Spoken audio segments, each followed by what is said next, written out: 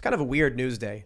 We got reports that Saudi Arabia may be secretly negotiating with China to sell oil in the yuan, which could threaten the U.S.'s position as the reserve currency and then make all of your prices skyrocket. Saudi Arabia denies it, but they're also inviting Xi Jinping down to the country.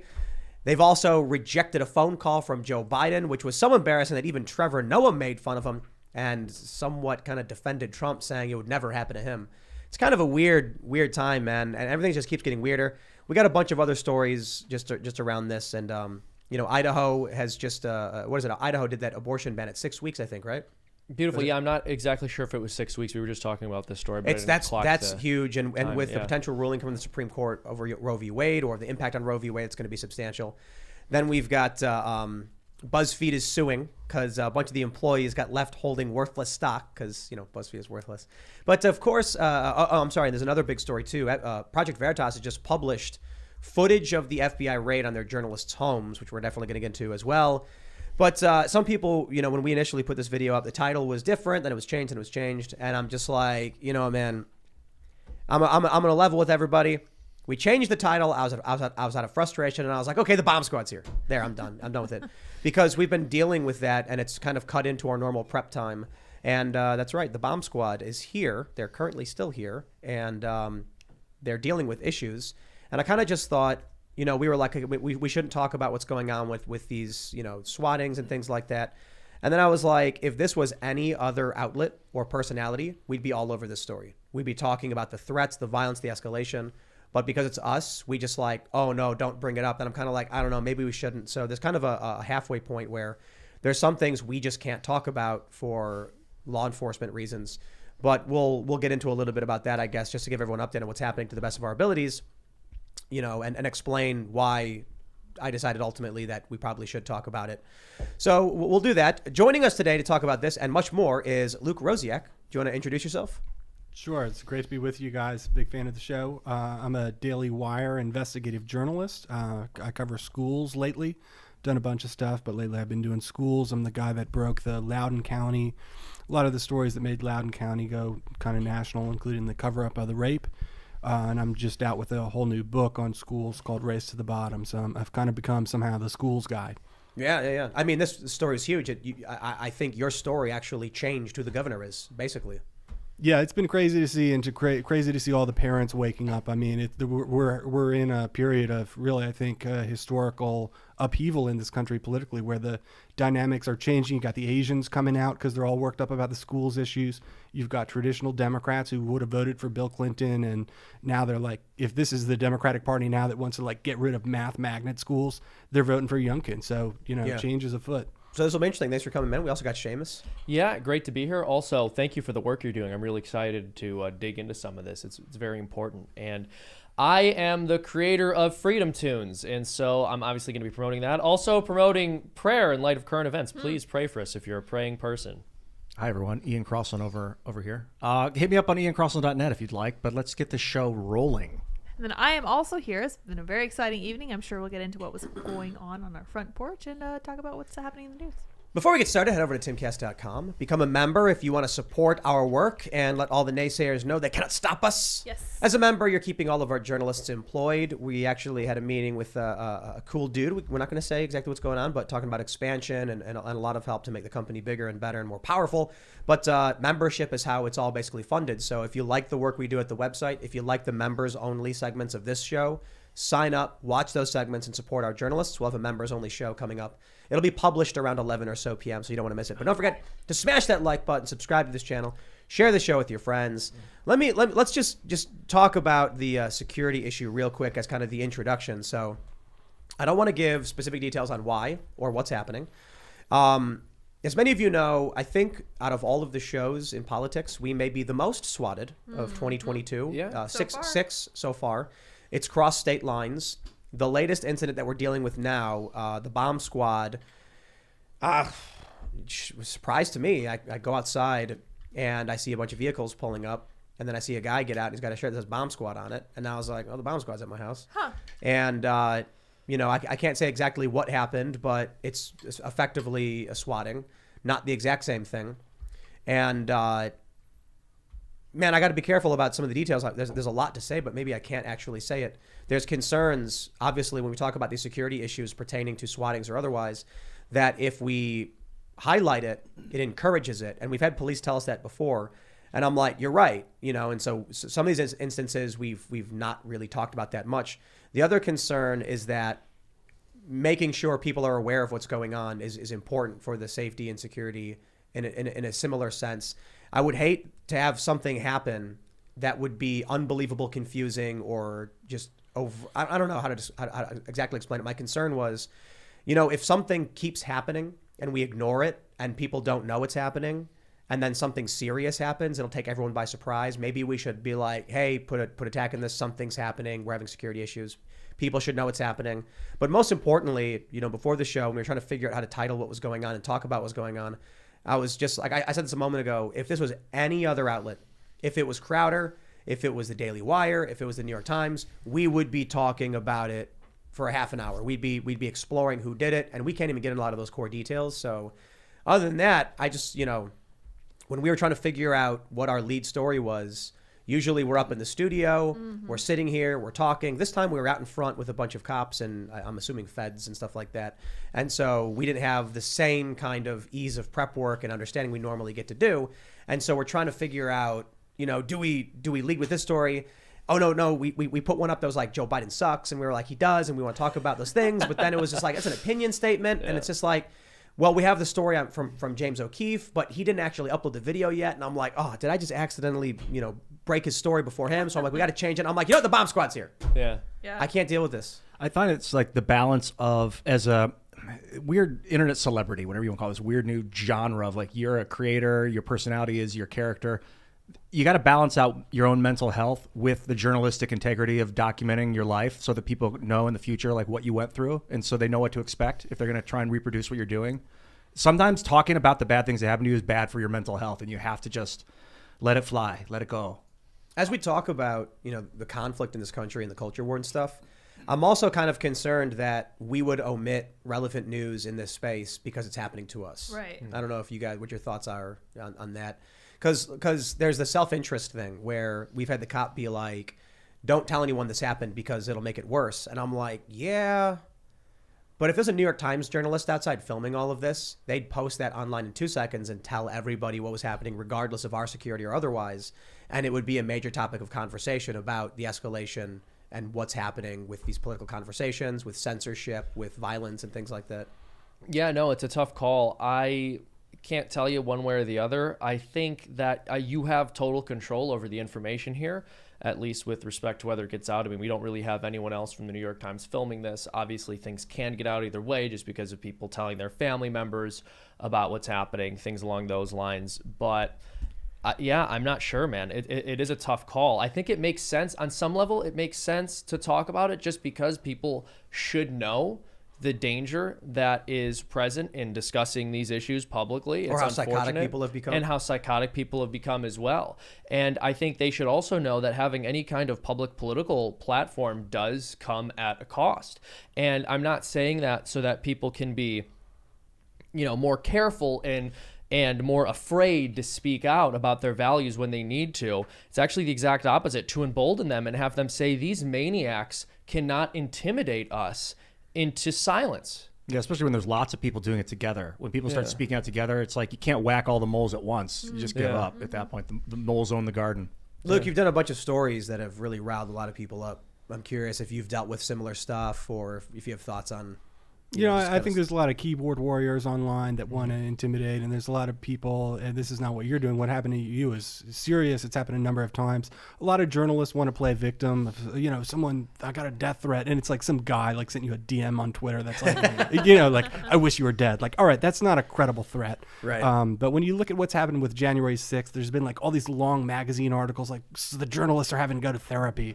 And I think what you've dealt with is objectively probably more serious than those journalists that were there for essentially a riot. So that's a good point, and it's a big component of like how I'm feeling when they're saying like, don't tell people this is happening. And I'm like, we just had that story from Project Veritas. I don't know if you guys saw it, where that the journalist was like, you are not traumatized by January 6th. Did you see this video where he's basically saying like, you were out there having fun, you are not worried. And the Democrat narrative on January 6th is like the violent insurrection. The journalist narrative on everything they do is like, every day I wake up and someone sends me mean words. Yeah. And then it's like, we were swatted 6 times. Now we've had an incident where the bomb squad's been deployed, and I can't go into details, but there is a reason for why they're deployed. It wasn't the same as a swatting. Like, something actually happened. We have to be careful about discussing the full details. But it caused whatever happened was serious enough where they actually called reinforcements. So like, I'm actually worried we're gonna hear the house shake or something like that. Yeah, like, there may actually be something about to happen. That's why I'm asking people pray. I mean, if you pray the rosary, but just prayer in general would be very, very appreciated. There's not really an instruction manual for this kind of career path. So I think this is just par for the course, probably. It's just a matter of having precautions set up, like perimeters set up where things get looked at and inspected on their way in, so that we don't come to a point where we have to. Security's insane. Well, and we're getting crazy with it. I'll also say this: I definitely understand the argument that it could be dangerous to speak out about this to some extent, because then you incentivize copycat criminals, or you embolden the person who's doing it in the first place. But as you've mentioned, we are living in an era of crocodile tears, and I think it's important for people to see people who actually are put in a situation of danger not falling apart and losing it because they want to score cheap political points with their hysteria. Well, I'm just, shouldn't the New York Times have talked about any one of these major instances where we got swatted, like, live on air? What's in it for them? Right. And so what I kind of see here is you'll hear the narrative from the corporate journalists about how they're so oppressed, but they obviously have disdain for us. They don't care about us. What happens to us is not news to these big corporate entities, but whatever happens to them is. Yeah, I mean, you're a journalist who's literally being attacked, as are the people around you. As is James O'Keefe. Exactly. And so, it's funny how if you are outside the establishment, it's clear. There's two different worlds here. Those who are actually resisting, those who are actually standing up for the individual or for rights, and those who are shills for corporations, those who are shills for themselves are grifting. Do you think there are people that are actually trying to help the individuals and not shilling for corporations? Yeah. Or so you can be elite and not be a shill? Bro, I mean, like, we're a big company. We make a lot of money. You know what I mean? Like, I was asking Seamus the other night, James O'Keefe what are the elite? Also doing like, really what? well. And he was like, elite are the people that will never get in trouble for what they did. And I was like, well, that's a horrible way of saying the truth to me, Shane. Thanks. But can those people that never get in trouble be good people too? That's what I'm wondering. Like, or are they just kind of ousted? Like Elon Musk, he's definitely wealthy enough to be in that group, but is he accepted in that group because he's not a sociopath? At least doesn't seem to be. That's an interesting question. I mean, they say absolute power can corrupt absolutely. So it's difficult to find people in that kind of a position who have the integrity to behave decently, but I'm sure there are some. That's promising. Yeah, you can look at Donald Trump, and especially with what's been going on earlier today, I'm looking at all the news and I'm like thinking like, man, what is the lead story? You've got Russia sanctioning Hillary Clinton and Joe Biden and Hunter Biden. And I'm like, that's interesting, but doesn't really matter. Is it, then you've got some crazed, some angry, I shouldn't say crazed, but some angry TV host in Russia saying someone should tell the U.S. you give us back our money or you get the tactical or strategic, your choice, which is in reference to nuclear strike against us. And then I'm like, but he's just some guy on TV. I mean, he's just some guy's waving his arms. And then I'm just like, and then I saw someone tweeted about Trevor Noah. Ian Miles Chong tweeted about Trevor Noah because he was saying it makes no sense that they're doing the vax mandates in New York now because Kyrie Irving couldn't play, but he could go and hug the players as a fan. It's the craziest thing ever. And then I just thought to myself, like, man, Joe Biden really is like the worst president we've ever had, isn't he? And then I'm like, well, Woodrow Wilson, he was bad too, though. Yeah, we were talking about this before the show, and it's a complicated question because even though I really didn't like Obama or Clinton, I definitely didn't think W was the best. If someone asked me who's the worst president, I probably would have pointed to Woodrow Wilson. But there is something about having a person in the Oval Office who literally cannot speak that makes me reconsider that position or want to reconsider that position. Biden could be the worst president we've ever had, and I don't say that lightly. For sure. Being a bad president can take different ways. You could be like a private like a psychopath that's like uses the law to bend it to his will. That's a horrible president. But then you get the demented human that can't function properly, that doesn't speak. That's a word. I mean, in my opinion, that's more dangerous. I'd rather have an authoritative psychopath that at least is going to help the country function mechanically. This guy is like embarrassing us when he speaks in public. That's a good point. Let me ask you guys this question, and then we'll bring up this story. So first, we have a story. I'll just show this real quick. What we're going to get into: Trevor Noah ripping Joe Biden. It's from a few days ago, But I think it's fascinating to see that even people like Bill Maher and Trevor Noah, who would never give Donald Trump a single good day, not even after he took out the leader of ISIS, they called him an austere scholar. They would not give Trump the credit. Something seems to be changing. But right now we're dealing with a president in Joe Biden that I believe could be presiding over the collapse of U.S. dominance around the world, the end of U.S. imperialism, whatever you want to call it. And, Ian, you mentioned just previously that you'd rather have an authoritarian psychopath who's making the country work than someone like Biden. But no, let's explore that. I mean, is it better to have someone who cracks the whip but fixes the problem, or someone who sits back as everything bursts into flames and falls apart? Who also happens to be an authoritarian psychopath on top of that. All right, well, then it's obvious. My patience is running thin. Either extremism in either of those directions is a bad thing, I would think, because you don't want someone that's so authoritarian psycho like Hitler that will just like mobilize and take and conquer. Of course. But you don't want someone that's so checked out like Biden that he can't say words properly or even give a State of the Union. He couldn't do it. He just gave a campaign speech. He couldn't give a State of the Union because you might not even know what the State of the Union is. He was like slurring his words the whole time. It was actually and he got all very that sad. the eye work done on his facelift. I mean, did you see the bingo thing we did, Luke? No. We had like a bingo cards for the State of the Union, and one of them was like if Joe Biden uses a fake word, but he kept slurring so much and stuttering that would like. That counts. Did that count as a fake word or not? Saying like to traitors. We're like, And meanwhile, when Trump did that, like he was tweeting and there was some obvious autocomplete, and they made fun of him for like 3 years after. I know. Covfefe, right? Is that the one? Yeah. Covfefe. Yeah, that was great. But the problem is really, Biden can't speak. First of all, Trump had an odd manner of speaking. It wouldn't be hard to find someone that could just speak in normal English, and they managed to not do that. But if Biden totally keels over and we've got Kamala Harris, she can't speak either. Just being able to speak English is like the lowest possible qualification. Yeah, she's got the nervous. We talked about this before the show a little bit, like the nervousness where like if I let myself be who I really am, I'm going to say something wrong. I'm going to And that's say the something thing horrible. is we don't know who any of these people are. Biden is clearly not in charge of the country, but who is? And it's the same thing with Kamala. Who is behind the scenes?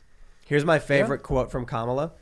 It is time for us to do what we have been doing, and that time is every day. Every day it is time for us to agree that there are things and tools that are available to us to slow this thing down. It sounds like the Arthur theme song. The title of this article from thecut.com is Come Again, Kamala? Oh, right on. This is can't talk either. It was like that article where it was like Trump did something in a bathtub no one knows about, maybe, elevator, but we don't have any evidence. No, an elevator. Yeah, an elevator. You ever see that article from the Huffington Post? No. Trump did something somewhere. What he did, we don't know. Who was there, we're not sure, but it's the Holy Grail. And I'm like, wait, what? Oh, it's hysterical. Yeah. Well, yeah. But even this article, right? Trevor Noah ripping Donald Trump, ripping Joe Biden and saying Donald Trump would have been better is really significant because to these people on the left, Trump is literally Hitler. And even if he doesn't necessarily feel that way, his audience sure does. Mm. So for him to be willing to say, let me give points to the person who my side has literally been referring to as Hitler for years and years, because the current president is doing so poorly, doesn't really say good things for Joe Biden. So let me quick just jump back to this Yahoo story, right? Trevor Noah rips Biden over Saudi UAE phone snub report. Would have never happened to Donald Trump. So this is like finally now, I'm surprised to hear this from Trevor Noah. I want to show you why this is so surprising. We have this tweet from the Huffington Post. My favorite. A tape might exist of Trump doing something in an elevator, though exactly where that somewhere is and what that something might be, no one in media can say. That's because no one in media seems to have seen the tape or is even confident it exists. Oh my gosh. This is Trevor. As an investigative journalist, Luke, how do you feel about that headline? I think we might see a next Pulitzer Prize winner. Yeah, it's pretty good, yeah. Yeah, how much you want to bet they did win one? I'm sure. Look at that image of Trump's face, too. Yes. This is amazing. God. Maxwell Strachan. Was that someone chasing him in Trump Tower? And they're like, hey, Trump! And then he wouldn't look at him, but they took the picture anyway? Yeah. So it's crazy that in their hysteria, they created an idea of something that didn't exist. They didn't define what that idea was. This article really does embody, we hate Trump for no reason. Now you have these liberal pundits coming out and being like, maybe Trump, wasn't so bad. So what really just, man, I got a headache and everything. And I'm just like, all of these people that were screaming, we have to stop Donald Trump. He's an egomaniac. He's a fascist. And now we are dealing with quite possibly the worst administration we've ever seen in the history of this country. Maybe you can argue Woodrow Wilson was worse for a lot of reasons. Maybe Buchanan, pre-Civil War. But right now, the U.S., there's a lot of things happening in terms of soaring gas prices, inflation, manipulation, lies, escalating war. You know, I saw a leftist post on Facebook. They said, they were basically saying, why didn't we enact a no-fly zone before the war even started? When it was Ukrainian airspace and Ukraine had the right to agree to the United States and say we could do it, that would have forced Russia to break our, red line.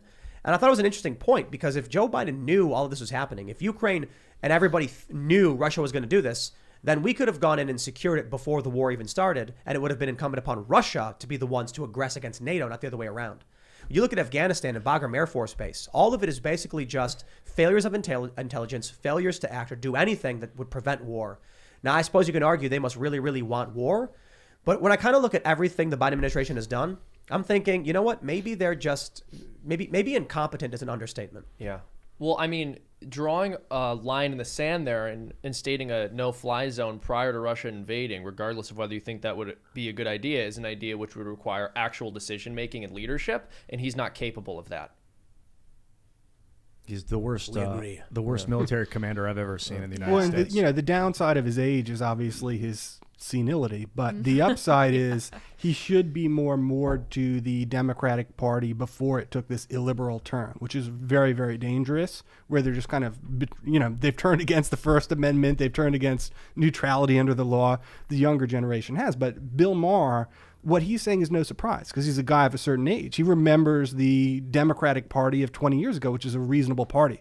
Biden knows full well he is a part of that party, and yet he doesn't have the spine to stand up against the young woke mob. Yeah, when Bill Kristol, I don't know the guy personally, but he was a big part of orchestrating the Iraq War with the Bush administration. He's basically what people have told me is that all those neocons now are just in the Democratic Party. It's the war party, basically, and whatever you want to slap D or R on, it doesn't matter, because they're all administrative state. Well, and it's interesting because people like the Cheneys, I mean, they are part of the war party, and now they're essentially Democrats, or at least Liz Cheney is. Yeah. That's wild. Yeah. Well, they see that that's a party full of people who are much more likely to comply with whatever you tell them. Yeah.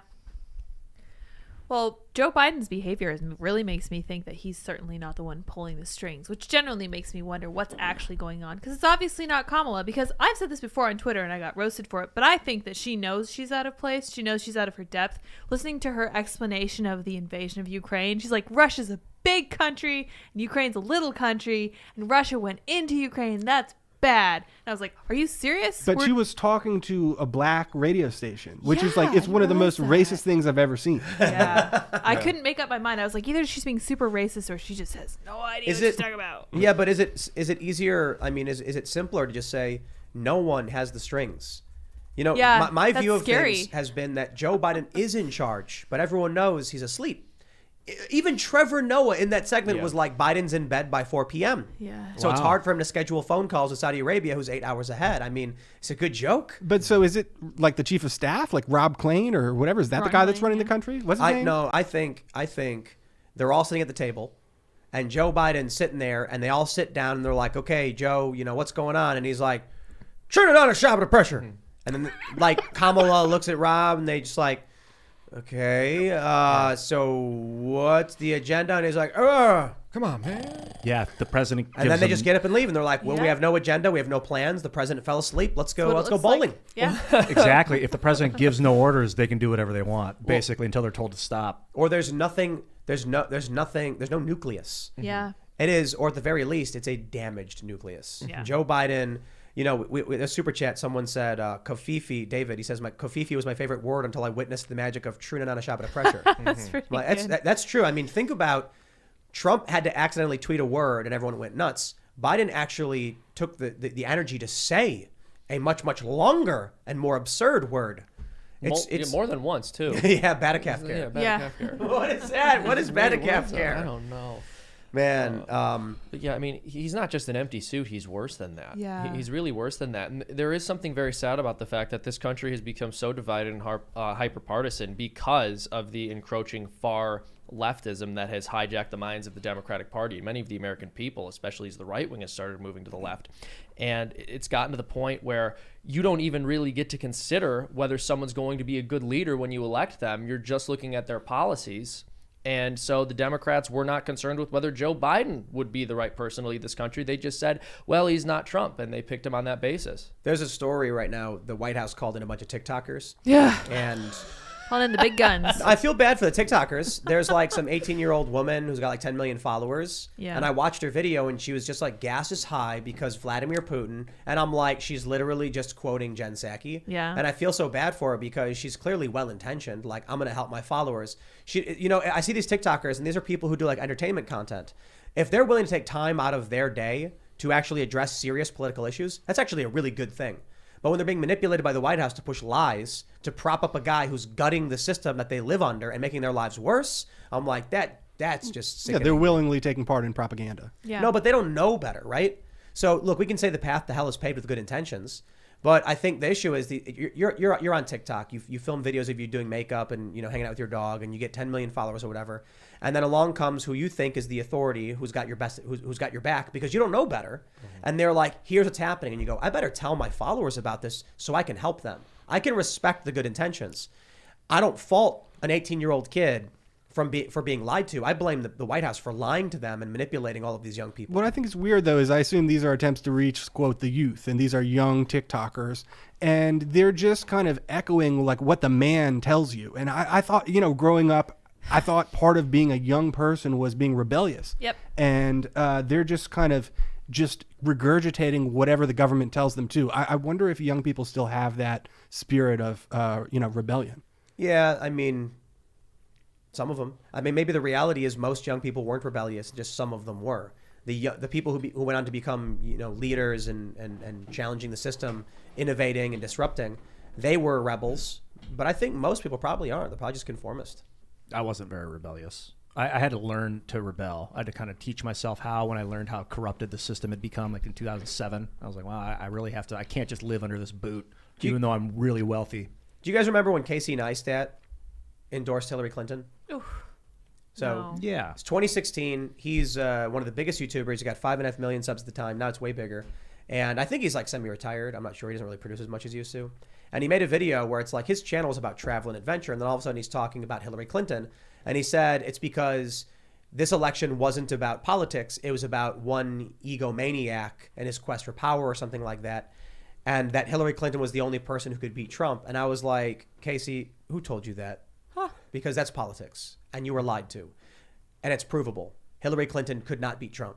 She lost to him. And it was so bad, they didn't try to bring her back for round 2. She was, in fact, the one person who could lose to Trump. Because I'm pretty sure they could have brought in almost anybody and probably beaten Trump. But Hillary was absolutely despised. So they go to these influencers, people like Casey, who don't know anything about politics. And I don't mean that in any way disrespectfully. He's not a political guy. They tell him, here's the thing. And he goes, okay, I'm going to go say that. And he was completely and utterly wrong. He's come out later saying it was a mistake and he shouldn't have done it. And he's right. Trump ended up being actually a really good president. Bad in some ways, for sure. Nobody's perfect. Nobody's great overall. But setting a timeline for getting out of Afghanistan, trying to get out of Syria, best numbers of our lives in terms of economics in 2019. A lot of good things under Trump. He was jammed up by the neocons and the neoliberal establishment. They had scandal after scandal holding him back, tying his hands, and he still did some good things. Far from perfect, but pretty good. Way better than Biden. I don't know what would have happened with Hillary, but those ideas were just wrong. Then we get the same lies in 2020 when these social media influencers came out. I'll give a special shout out to people like ContraPoints who said you have to vote for Joe Biden. Do you regret saying that? So now what we're getting from the propaganda machine is, aren't you glad Trump isn't president? Why? Even Bill Maher is saying it's a good question. Why didn't Putin invade Ukraine under Trump? So no, I think all of these people who came out and were like, guys, look, I'm a leftist and I don't like the establishment, but you have to vote for Joe Biden. It's like, there's no logic there at all. Because if you really wanted the system to collapse, Donald Trump was the bull in the china shop. If you really wanted something good, you want a repeat of Trump's economic plan that helped everybody with a good economy. There was literally no reason to vote for a warmongering, corrupt despot like Joe Biden, and they did. And now gas prices record highs, inflation, four-decade highs every single month, wholesale consumer prices up 10%, escalation of war, our southern border in shambles. Everything's worse. More COVID deaths in 2021 than 2020, even with the vaccine. I mean, no student debt relief.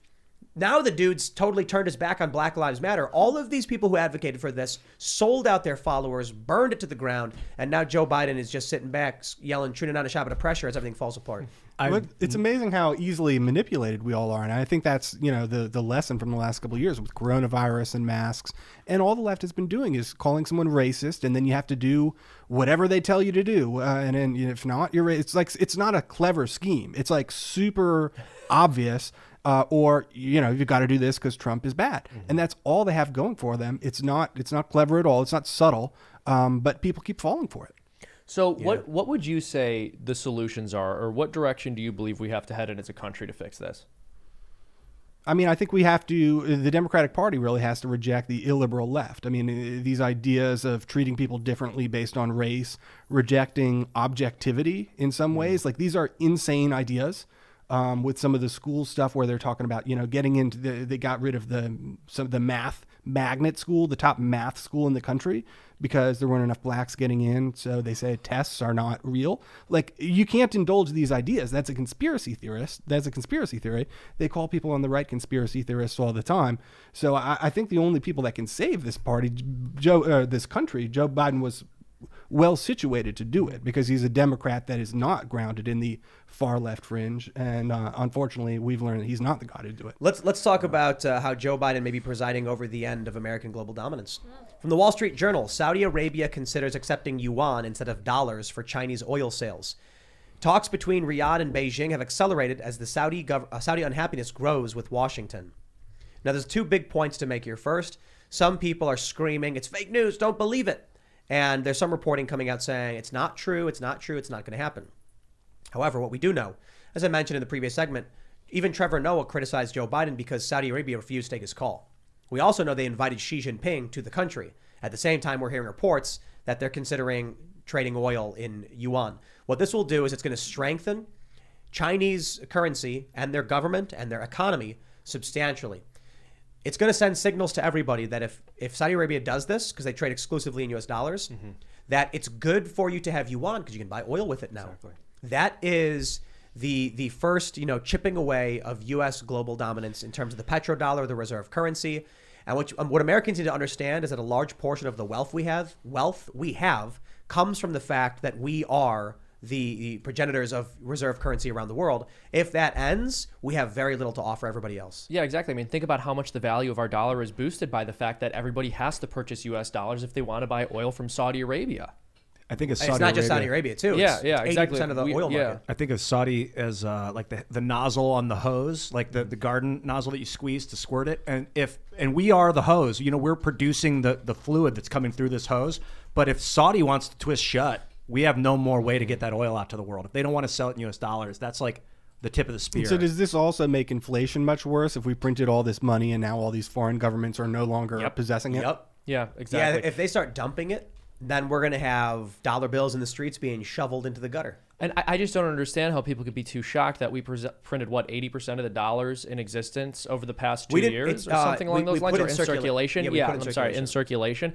I mean, of course, we're just going to be inching towards losing our status as world reserve currency. Why would anyone be willing to depend on our currency? Well, this is why the White House is so desperate. They called in the TikTokers to lie to young people. They're going to fix also, it. it's not our currency. The U.S. dollar is Federal Reserve currency. It's a private company. The Congress doesn't control it anymore. What bothers me the most about what the White House did with these TikTokers, it's basically just like spitting on these kids. Like, kids who are finally asking, why is my gas $7 in LA? That's one thing that this young woman said. She was like, we want to know why gas around the corner is $7 a gallon. It's because of Putin. And I'm like, it's not. It's literally not because of, like, ask yourself why California has $7 a gallon and you go to Arizona or Colorado, it's $4. But that's the oldest mind control game in the book is you need a common enemy when things are tough. You need a distraction and you get everyone worked up, and now we're in war mode and we've got an enemy, so we're all going to come together. Dude, after 9/11, it was the craziest mass formation psychosis. People wanted to blood. They wanted to be in the Middle East. And then they're like, and Iraq. And they're like, yeah, whatever, man. I'm hungry. Feed me. Look at what they're doing with Ukraine now. There's a comic mocking leftists, and I'm seeing leftists post it, so I'm actually like, good, where it's like Russia says, there's weapons of mass destruction, and they're like, oh, okay, we're okay with that now. Like the United States invaded Iraq because of weapons of mass destruction. Putin's got weapons of mass destruction. We're going to invade Russia? No, of course not, because Russia's actually a threat to us. The issue is you have all these leftists who pretended to be anti-war, who said war is bad, and now that Ukraine is all in the press and all in the media, they're all waving the flag saying we got to do something. And they also impeached Trump for suggesting essentially that Biden had some oddly close relationship with Ukraine, and sure enough, it's seeming like he does. I think it's undisputed that his son was on the board of Burisma. Well, that is undisputed. Yeah, it's indisputable. For sure, Biden is interwoven in that Ukrainian Right, mess. but he was trying to claim, like, oh, it's no big deal. That's just my son. I don't know. Like, he's clearly, like, obsessed with Ukraine and has been for years. And that was kind of at the heart of, the impeachment is Trump was kind of right. Like, why are you into Ukraine so much, dude? Like, it really doesn't have anything to do with us. I'm just asking, do you think it was that he just wants the land mass to move oil, or is there something more? I mean, this is just a wild. I don't know if you have the answer to this, but what do you think it is? Why Biden has been obsessed with Ukraine for so long? Oh, I have no clue other than, I mean, we know that obviously his son has a lot of money ties there, but I have no clue. Oh, boy. It's like the breadbasket of I was Europe. just walking over to grab their water, but come on, Ian. Either Russia... We talk about this. We cover enough. this all the time. It's either Russia or Europe wants that Ukrainian breadbasket. They want to feed their country. That's not it. Yeah. About 20% of natural gas, I believe, goes through Ukraine from the company Gazprom, which Russia controls. This allows Russia to control prices and make them very, very high. So what we end up seeing in Europe is energy prices are pretty high. What happened when France tried putting a small petrol tax on the people for climate change reasons? So they claimed climate change. People rioted for a year and a half. So the U.S. and Western interests destabilize the Middle East, which Syria. Somehow we start seeing Western resources like Mike's Plumbing end up in the hands of jihadis. Oh, yeah. U.S. support for rebels, the U.S. allies supporting ISIS, and it was destabilizing Assad. Very, very convenient for us because we wanted to get rid of him so we could build our pipeline to offset the gas monopoly. Then you get, Trump comes in. Trump flattens ISIS. Russia's like, okay, good. My ally is secure. Trump was doing things that was ending war. It's a good thing. ISIS is bad. Got rid of it. This de-escalated tensions between Russia and the West. That's a good thing. Joe Biden gets in, and what happens? Immediately, you start seeing activity in Syria again. One of the first things we saw under Biden, and everyone talked about it, was we're hearing reports that U.S. troops were now moving back into Syria. Of course, that's going to make Putin very angry because Syria is an ally, and Russia has a military base, a naval base in Tartus. So now U.S. troops going back in was once again aggressing upon Russia and its interests. Then you go to Ukraine. The West starts pushing again. And then Russia says, okay, we're done. We're not doing this. I'm looking at Gazprom. First time I've really looked into Gazprom. Yeah, it's not like they control literally all of the gas right It's 120 billion in sales in 2019. They said it was rated the largest publicly listed natural gas company in the world and the largest company in Russia by revenue. That's right. The largest Russian company. So Biden was trying to get the oil away from Gazprom and start taking it compete with it.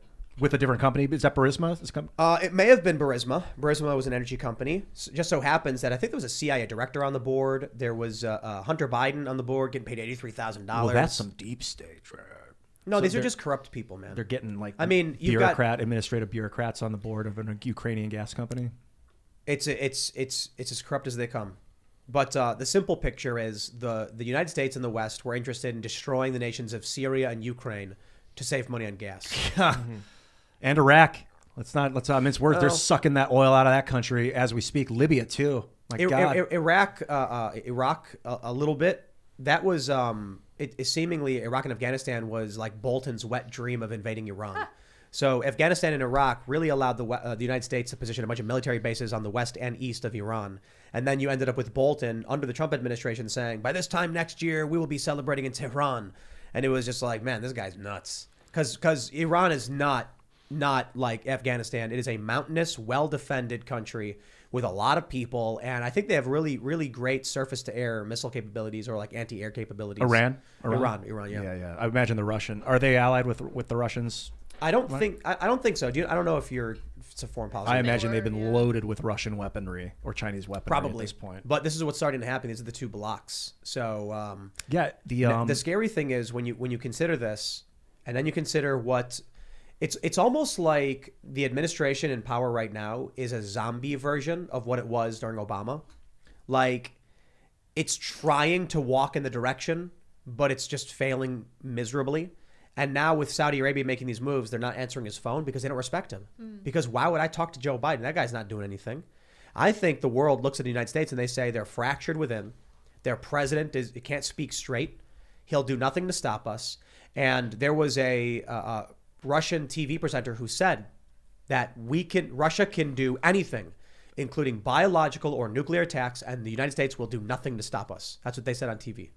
And that's, I believe, a legitimate viewpoint our adversaries now have. Well, and you have to look at China. I mean, China potentially unleashed a biological weapon in some capacity, and we've done nothing.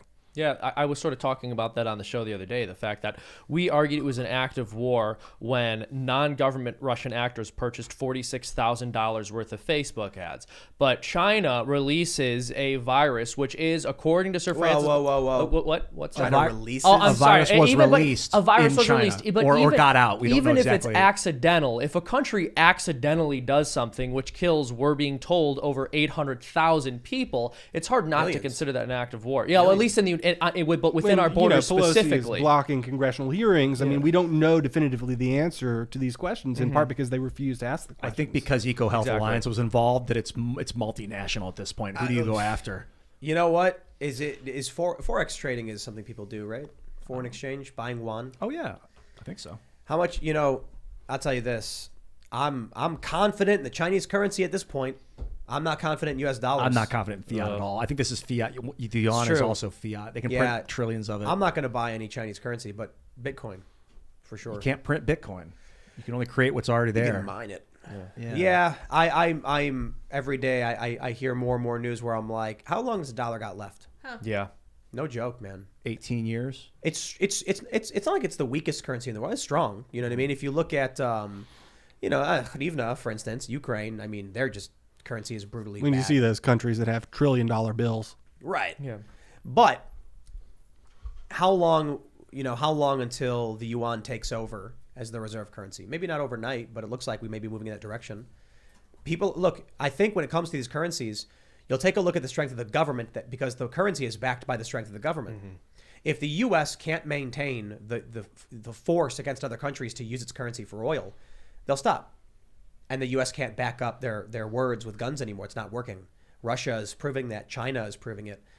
China has a strong and stable authoritarian government. And COVID really shined a light. A lot of other countries are looking at this and they're like, well, when push comes to shove, China will weld your doors shut and execute you. Over in the United States, Joe Biden will fall asleep. Joe Biden was given the keys to he was given the vaccine. He was given all these policies and more deaths and more cases in his first year than under Trump in his last. Yeah. And I think part of it is Americans are, especially the people that want to talk about colonization and think of themselves as globalists, they're actually so sheltered that they can't situate international affairs. They live within America. That's really all they understand. And they hate people like Trump more than they hate our foreign enemies. And so I think a lot of what they're doing is purely designed to play on American politics when really the world is much bigger than that. And so I wonder, especially when you see these NPCs with their Ukrainian flags and their bios and things like that, this is really just residual Russiagate hysteria where, Russia bought $50,000 of Facebook ads. Oh my God. But then the Mueller report, everything falls apart and they've got nothing. And now this is like their last stand of like, see, we told you Russia is bad. It's just so crazy to me that there exist people, for whatever reason, that live in that reality where it's like Smollett's story was a hoax. They believed it. Covington kids hoax. They believed it. Michael Brown, hands up, don't shoot was a hoax. They believed it. Russiagate, they believed it. Ukraine gate, they believed it. I'm like, I don't understand. At what point does your brain just break from all the lies that are proven to be lies? Or is there something intrinsic to their minds where it's like the lie is better? It's always better to just fall in line. How many of these people actually know they're being lied to but are too scared to say anything, so they just keep going along with it? How many people are just so dumb they can't. And you never see any reckoning. Like, you never see just even regular people that are posting on Facebook and things like that. This mullet happens and they're all up in arms. You never see them follow up. I was wrong, or I've learned a lesson. I mean, I think we need an apology at some point, because if we're not learning from these things, they're obviously going to keep happening. Yeah. If there was just some accountability, a tiny amount, like you mentioned, just people having to apologize when they got something completely wrong. If we tried to foster a culture where people held their friends accountable for getting outraged over things that turned out not to be true, far fewer people would. But as it stands, there are literally zero social consequences for spreading lies that will promote your political agenda. Because when it turns out you either were lying or someone else was lying to you and you irresponsibly believed it, despite the fact that they have constantly lied to you in the past and you were willing to listen to them again, there is literally nothing anyone says to you to even remotely bring you any level of shame for the fact that you have made the system work based on complete misinformation and that you're probably going to continue to spread it in the future. I'm visualizing like humans walking a tightrope, and I'm down on the bottom watching them all fall off the tightrope. And like, I can try and be like, hey, here's how you walk a tightrope, but it's so time consuming and impossible to teach these people that don't know how to walk it. So I'm just focused on building a better net, because they're going to keep falling. These stupid people, these moronic hive mind. Well, and they always have this circular logic where it's like, okay, it was fake, but the fact that I could have believed it could have been real only shows that the underlying problem is truer than we ever knew. That's so true. Yeah. What a crazy statement. But Ian, in your analogy, it's not that you're watching them on the tightrope. You're on the tightrope, and they're bouncing around and struggling, and it's making you wobble. That's for sure. And you're saying, guys, please, here's how you walk on a tightrope, and they tell you to shut up, and then one guy pulls out a knife and starts cutting away at the rope, and you're like, okay, we got a problem. The upside of that is all the wobbling has made me become a better tightrope walker, but it's still annoying when they wobble the tightrope. Yes, Ian, all of the chaos has made me better at survival. Yes. Truth be told. Thank you for the resistance. I'm looking forward to that tightrope snapping, and then I hold on and swing like Tarzan off to safety. Like, as you're talking about these people just buying the lies over and over again, I'm like getting frustrated, and then I start to get angry, and like I can't help those people anymore. I can't even try. That's a really important point. I mean, there's an emotional cost to all this. Like, it's just not fun to argue with your friends who are saying this stuff that you don't agree with politically. You see the people that put the effort into really kind of being congenial and saying, well, where'd you get that? Let me question this assumption. It's easier just to ignore them because it's just grueling. It's just you're on a treadmill and it's frustrating. And I think people just give up. And that's where you start to see this country separating, because it's just not fun. I mean, who wants to do it? Let me pull up this story. This is from Daily Mail. GOP rep Madison Cawthorn claimed he carried weapons in his wheelchair on January 6th to arm those around him in unearthed clip of a phone call. Now, hold on there a minute. What? The first thing I want to say, such a lie. The left is using this to insinuate that Madison Cawthorn was trying to arm rioters. That's not true. Madison Cawthorn was talking about arming members of Congress and their staff to use weapons against the rioters. Here's the best part, though. Unearthed clip, so saith Daily Mail. What does that mean? This was on a public broadcast. It was on the Charlie Kirk's podcast, I believe. This wasn't unearthed. Anybody who watches that show, and it's a very popular show, knows this was said. They're saying unearthed because they don't view you as a human being and citizen of this country. You don't matter. Your conversations don't matter. They unearthed it. I love that analogy. Christopher Columbus, did he discover America? No. Well, first of all, he landed in the Bahamas. But if you want to talk about discovering the continent, there were already people here. From a European historical perspective, that's it, right? That's how I view this. These people are like, look what we've discovered. And it's like, bro, I saw that episode. Like, that was a long time ago. Is this news to you? I didn't actually see the episode. That's the point, though. They say this. Cawthorn was interviewed by phone on conservative activist Charlie Kirk's radio show on January 6th, seemingly while rioters were actively storming the Capitol. The freshman lawmaker said, everyone around me is armed, but didn't say where. He also claimed Rep. Lauren Boebert was carrying a weapon that day. The Colorado Republicans previously told Fox News just days after the insurrection that she had not been armed that day, but said others were. Well, then maybe Madison Cawthorn was incorrect because a direct source contradicts it. Neither Cawthorn nor Boebert have responded to a request for comment. So if an insurrection is happening against sitting members of Congress and the government, and one of them is armed and says, quick, the rioters are coming, take this weapon, shouldn't the Democrats be happy about that? Shouldn't they be like, wow, he was actually threatening lethal force against violent insurrectionists? He was stopping the insurrection. He was fighting back. That's right. That's right. Madison Cawthorn tried to save this country from the insurrection. That's the headline right there. The insurrection where basically nobody brought any weapons. Right, That exactly. insurrection. Well, some people brought weapons not to the Capitol, but you know, they had weapons in their cars and stuff like that. But the craziest thing about this is there was a Reddit post I saw where they're pushing this idea that Cawthorn and Boebert were arming, or mostly Cawthorn was arming rioters. Like they were giving, and they're claiming that a man in a wheelchair was about to commit like a lethal terrorist attack. I mean, he's in a wheelchair. I mean, who's going to be afraid of him? Yeah, I don't know. This is another story where you can see they lie. They manipulate the truth to make it seem like it's something. odd because the Daily Mail is conservative, but it's also English, so they're kind of coming. This is an odd story for that reason. And it's a complete misrepresentation of what happened. It is a complete Unearthed. misrepresentation of what happened. Unearthed, and also, carried his weapons in wheelchair to arm those around him. Are you leaving a little bit of important context out of that one? Yeah, a little bit. I was just going to say, too, that I can't believe how deeply entrenched their ideology is, because for them to look at something like someone actually bringing a weapon where it might need to be used and scream and point and freak out, that's silly to me. Like, he was potentially defending some of these people, but they have to control the narrative so that it looks like he was trying to arm the rioters, when in fact we know that a huge majority of the people there did not even have arms at all, which flatly contradicts their ongoing narrative that they were there to cause trouble and do violence to the people who were at work there. Is this show? This is a Charlie Kirk show. Is it the same as his podcast? Do you guys know or no? I think so. Not sure. This was Charlie Kirk's investigative reporting of having a public conversation with somebody. Sorry. Yeah, On the radio. Unearthing. Unearthed, on the radio. But no, I mean, think about that. So to these people in the media, because look, I know it's Daily Mail is conservative, and they do often challenge. They're kind of, you know, they can go either way. It's a big company. The reason they say that is because the Reddit threads and the comments about it were like newly discovered clip. These people in establishment and corporate press, they think you watching a show, it doesn't exist. Mm-hmm. They have to discover it and then say it was discovered. Mm-hmm. But it's kind of like, bro, if there's millions of people already in America and then you show up, I tell you, but you didn't discover it. Yeah. There's people here. Well, you know?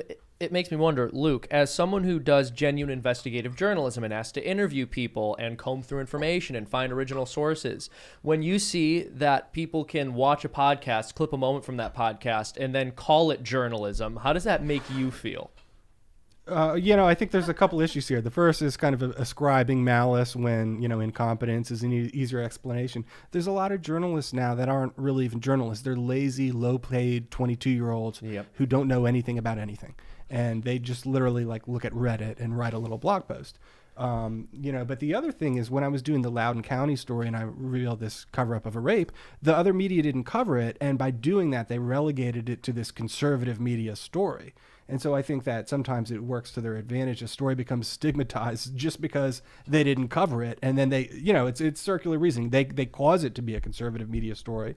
And then they say, well, we don't need to go into the conservative ghetto and read things because if it's a real story, it'll come from us. Conservative ghetto. It's a good way to put it. Yeah. We need parallel economies. There was a point where I said, I'm worried about it with the censorship and everything, that it was going to force people into two separate economies. Yeah. Now it's time. The anti-establishment, it's not even just conservative, but the anti-establishment, post-liberal, libertarian, conservative, whatever group, they need their own infrastructure. We need our own payment processors, which there are some. We need to basically tell these people we just don't care anymore. It's not that we don't care, it's that it's pointless trying to talk to people who don't view you as a part of civilization or society when they actually act as though you are like some kind of, peasant or subterranean humanoid creature who's not on par with them and their nobility. What's the point in having a conversation with that person? They consider your outlets fake news. Mm-hmm. If I'm going to write a story and then they say it's unearthed or they call it, conservative news says, that's just like, I don't care who they're talking to. Those people are they're not paying attention. They're not interested in paying attention. So we got to find people who are actively looking for answers and want to improve themselves. You can lead a horse to water, but you can't make them drink, as they say. Mm-hmm. So I don't know. Maybe we do want to try and wake a lot of these people up. But for the most part, I look at this and I'm just like, they view you as unhuman. You can't make them drink. You can make them thirsty. But that How can you make arguably them thirsty? run them around a lot. Salt. Then when you take them in the water, they're more likely. Salt, But that's yeah. with a human, that's a little unethical to use them like a horse, you know. So I don't know if making people thirsty. Well, is you the right can, metaphor. you can reason with a person, or I at least mean, attempt to. Dude, people are seeking logic and reason. They need it. It's part of the balance of the spirit, and I think it's missing. So maybe you can bring reason to people. That might help. I mean, truth be told, you can definitely make a horse drink. I kind of don't understand the saying. It's like you can bring the horse to water, and then you can splash a bucket in its face. You can jam a hose in its face or something and spray it, and it'll get mad. But it depending on how many people you have, you could tie the thing down and pour water in its That's throat. horse abuse. Yeah, it is. Well, like if you've got a horse that's dehydrated, Yeah, it needs. And it won't you probably drink. what do you call it? Subcutaneous fluids. Yeah, Give 'em a little IV injection fluids, under the yeah. skin. horse IV drip. Yep. Yeah, give 'em a little NAD. Yeah, man. Little horse You know NAD. when I see stories like this, and it's just another day, another same story. I just wonder, what's the next step in the escalation and the polarization and the splitting? Because now they're actually trying to insinuate that a sitting member of Congress is arming rioters for an insurrection. This is just completely consistent with their narrative, and this is something that they've refused to let go of, which is really interesting to me to watch, because even in the midst of Ukraine and all their posturing and politically correct virtue signaling about how much they dislike Russia, they still have time to point out that, January 6th was still truly terrible. Never mind that Ukraine is actually being shelled by Russians. This is still the worst thing that's ever happened on American soil. Just a bunch of old people who wandered into the Capitol building. It's insane to me. November's gonna be lit. It's already it's gonna been be lit this insane. year. Yeah, that's been crazy for us. Yeah. Well, one thing I want to mention here about the media and media bias, I'm sure you guys can probably relate to this on some level, unless your evolution occurred more quickly than mine. But even just a few years ago, I understood and viewed the media as being left-wing and having that bias. But I still thought, I can see what they're saying, and every once in a while they might get something right. But at this point, my perspective is that they are always lying all the time, and I can literally trust nothing that they say. And to sort of segue into your investigative reporting, when you look at the Loudoun County case, with them referring to a father who was angry over his daughter literally being raped in a cover-up, and the media reporting on this as if he was some kind of maniac and the face of parental abuse of teachers. Yeah, and I mean, what I did with that story was so simple that everyone saw the story on CNN, the video, every news outlet of this guy being arrested, this kind of overweight white male plumber that got beat up by the cops and handcuffed at a school board meeting. And they all thought they knew why. They didn't need to ask him why he was mad because they all thought they knew. He was a bigot. He probably hates gays. He probably hates blacks. Who knows? But we know. And so all I did is call him up and say, look, your video is being played around the globe. We all saw that you were mad. Why were you mad? And he told me that his daughter was raped three weeks prior by a boy wearing a skirt, and the superintendent had just lied and said it never happened. So it is baffling, and there it's not as if the investigative resources aren't there. I mean, they literally went out of their way to obtain video of this guy and put him on TV, but no one thought to call him. Yeah, I mean, that's really a horrific part of this scandal is you literally called the guy, and that's how you got this information. I mean, the absolute minimum that these journalists should have been doing. Let me read for you a quote from George Orwell, Seamus. that you'll I'd love appreciate. it. You know what really frustrates me about the Orwell quote stuff, though, is whenever you do it, they pull up his fictional writing, and I'm like, no, tell me about the man and his recollections of history and observations. So this is one of his greater quotes. He said, "Early in life, I had noticed that no event is ever correctly reported in a newspaper. But in Spain, for the first time, I saw newspaper reports which did not bear any relation to the facts, not even the relationship which is implied in an ordinary lie. I saw great battles reported where there had been no fighting, and complete silence where hundreds of men had been killed. I saw troops who had fought bravely denounced as cowards and traitors, and others who had never seen a shot fired hailed as the heroes of imaginary victories. And I saw newspapers in London retailing these lies, and eager intellectuals building emotional superstructures over events that had never happened. I saw, in fact, history being written not in terms of what happened, but what ought to have happened according to various party lines." How little things change. Amazing. Yeah. How little things change, Seamus says. Spot on. Because I look at this and I'm like, that's exactly what we're seeing now. It's amazing. Has it ever really changed? Has it always been that way? I think it's always been like that. I think so. But what's really fantastic is the fact that, at least for the time being, the average person does have the ability to look into things on their own. So alternative media didn't really exist at that time in the way that it does today. We are able to broadcast our messages to literal thousands, if not millions of people. Well, and I came across a meme the other day. It was talking about, if the news is fake, imagine what history is like. And I'm like, that's really interesting, because we all know history is written by the victors, but who knows what their take on it was? Who knows which part of the victors is actually recording what happened? Let's segue over to this next story, which victory. may be a contributing factor in an upcoming civil war here in these United States. From Timcast.com, Idaho passes bill banning abortions after 6 weeks. Idaho's Senate Bill 1309 is modeled after similar Texas legislation passed last year. The bill now goes to Governor Brad Little to be signed into law. Little has supported similar abortion bans, but has not yet offered public comment on this bill. The abortion bill does include exceptions for circumstances such as rape, incest, and medical emergencies. The current abortion laws in Idaho authorize abortions until the fetus is viable outside the womb, typically around 24 weeks. If the governor signs the bill, the new Idaho abortion ban could take effect as early as April. So we're seeing similar laws. They mention over at Timcast in Mississippi. There's Texas, and they say at least 12 states have introduced bills modeled after the Texas abortion ban. The Texas Law Senate Bill 8 empowers private citizens to sue anyone who helps facilitate an abortion after the legal limit. This is a big story because 6 weeks, I think, is, in terms of what we've seen across the country, the shortest amount of time so far, I believe, right? Because like 11 weeks was Mississippi, and they got sued over that. Now it's 6 weeks. A lot of people, even people on the left, believe that Roe v. Wade will be overturned come June. So this is just another shot across the bow. Maybe it's not even the right way to put it. I mean, this is another law. Leftists, abortion activists are going to go after this absolutely, but it may be meaningless if come June they issue a ruling overturning Roe v. Wade. Mm-hmm. Well, and of course, they will not be able to stand the fact that unborn children are not being murdered in your state, even if that continues to be legal in their state. Well, I think there's sort of a defensive mechanism here, as far as I think one of the big issues in our country is when people move from California or New York to Texas, because of Texas's success, it actually leads to failure. And so by doing something like this, it's actually not even about abortion. What it's saying is there's people in Seattle and Washington State and Oregon, right over the state line, I believe, of Idaho, who are moving into Idaho. It's saying stay out. And it's necessary to do that because otherwise Idaho will become Portland in however many decades. Well, Very interesting. But I hear what you're saying, but think about the implication there.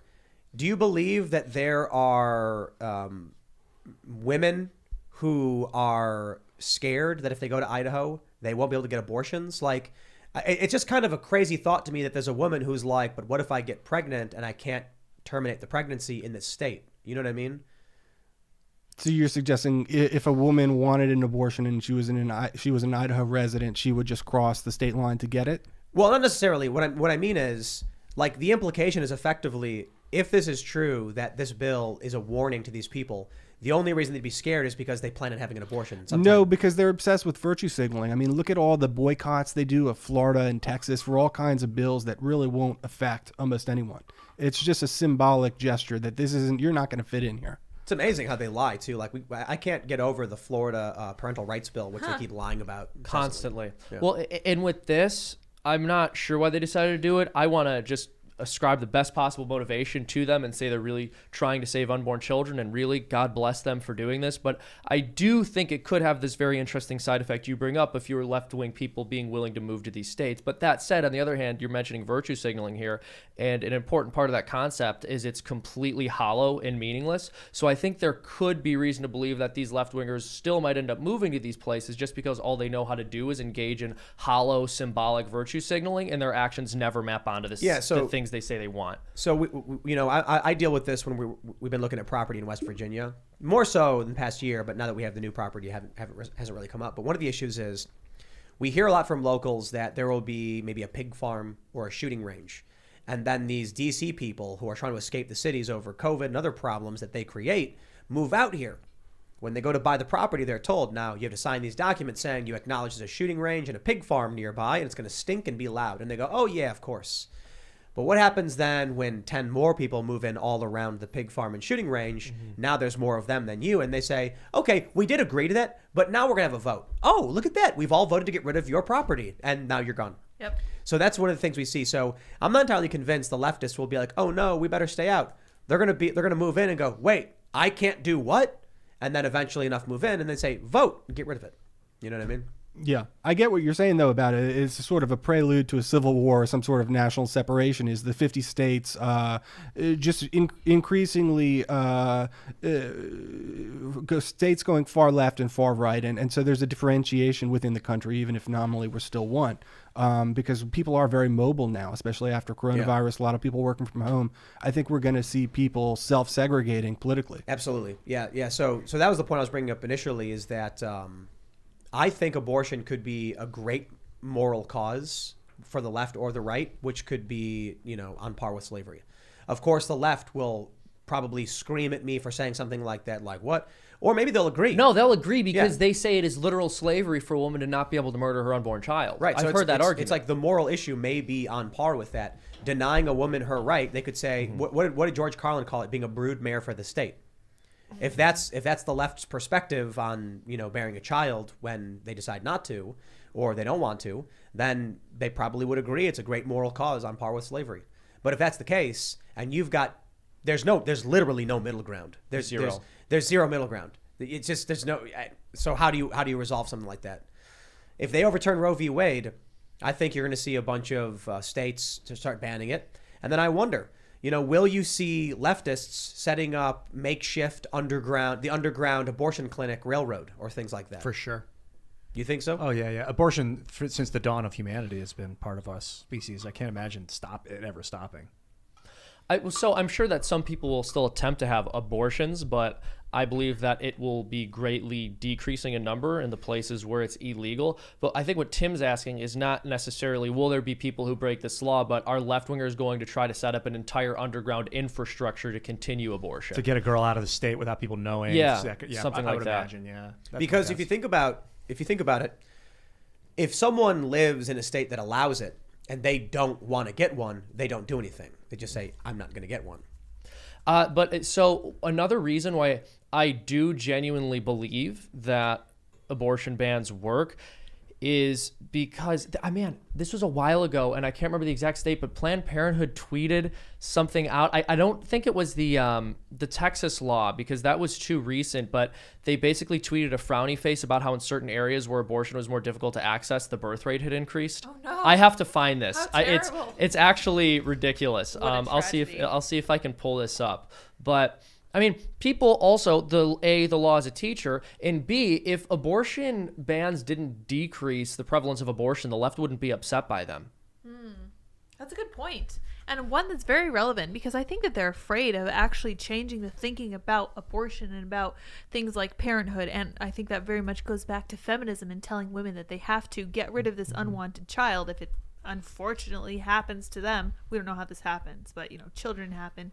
They just have to get rid of them somehow, and they just fall flat because they're like, well, if you wanted to stay at home and be a mother, you would just have a kid and you couldn't abort them, and then you could be a worker. And I think that also gets back to communism, but that's very circuitous. And I think there's a sort of a pattern emerging of the Democrats becoming the party that hates children, with closing down schools for 2 years because of their deference to the teachers union, which is a vicious and ruthless thing to do. Children killed themselves because of that. Children are going to be illiterate. Irreparable harm was done. You see the things like, covering up the rape in Loudoun. You see things like in Florida where they want to groom your kids at the age of, kindergarten into being, transsexual or whatever. This is almost another thing is and this is important coming back to the migratory patterns that we're seeing with coronavirus. Democrats love urbanizing areas. If they can build dense buildings, that is how their real way of taking over an area. You want to have more. If you have more than an acre, you're going to be conservative. If you have less than an acre, you're probably going to be liberal. Wasn't that a big thing that they wanted to urbanize the suburbs? Absolutely, they want to get rid of, and Joe Biden, this was part of his platform, to ban single-family zoning. And so they think we should all live in cities and take trains or buses everywhere. And that is an anti-child policy too, because as anyone who has children knows, you're not going to go to the store and lug home 4 gallons of milk and, Costco size, whatever, all the stuff that we all do as parents. It's impossible to do in this urban lifestyle. And Democrats are obsessed. They want you to live in a high rise. They don't want you to have land. It is really there's a number of ways that the Democrats are anti-family beyond abortion. I think when you get out of cities and actually experience having land and space, you never want to go back. Dude, the cities were another reality before the internet in the 90s, late 90s to early 2000s. It was the only way to go to get involved with anything bigger than Farmtown, USA. So I went to New York City in 2001. You want to be an actor. Now you don't need any of that. Cities Online is the city. Yeah. That's where everyone gets together. The power goes out. Your immediate community is key. If the power went out, then maybe we'd start to form. I think maybe cities was like a stepping stone of our evolution towards, but that's if the power stays on. If the electricity goes out, then it's hard to communicate. I'm waiting for Starlink, distances. man. We're getting solar upgrades. We're waiting on Starlink. So once we have Starlink, it's like I hear it's not that good. Initial test runs were 100 megabits or something, but now I'm hearing that once everyone starts using it, it drops down to maybe like 10 or so. But it's like lower latency, which means you can game and do stuff. This means people could be working out of Montana, dude. So it really allows people to kind of spread out. And I think one of the biggest problems is population density in cities. It makes people go insane.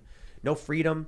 Dude, you can work on a boat with Starlink. You could live on a boat in the ocean. I wonder if that explains some of the irrational behavior, the high-strung nature of some of these, hyper online leftist journalists and things like that. Just the mental stress of living in a city. Oh, dude. I mean, when I worked at Fusion, my apartment in Brooklyn was $2,000 per month, and they called it a 2-bedroom because the living room and the kitchen were one room, and then the living room was a bedroom.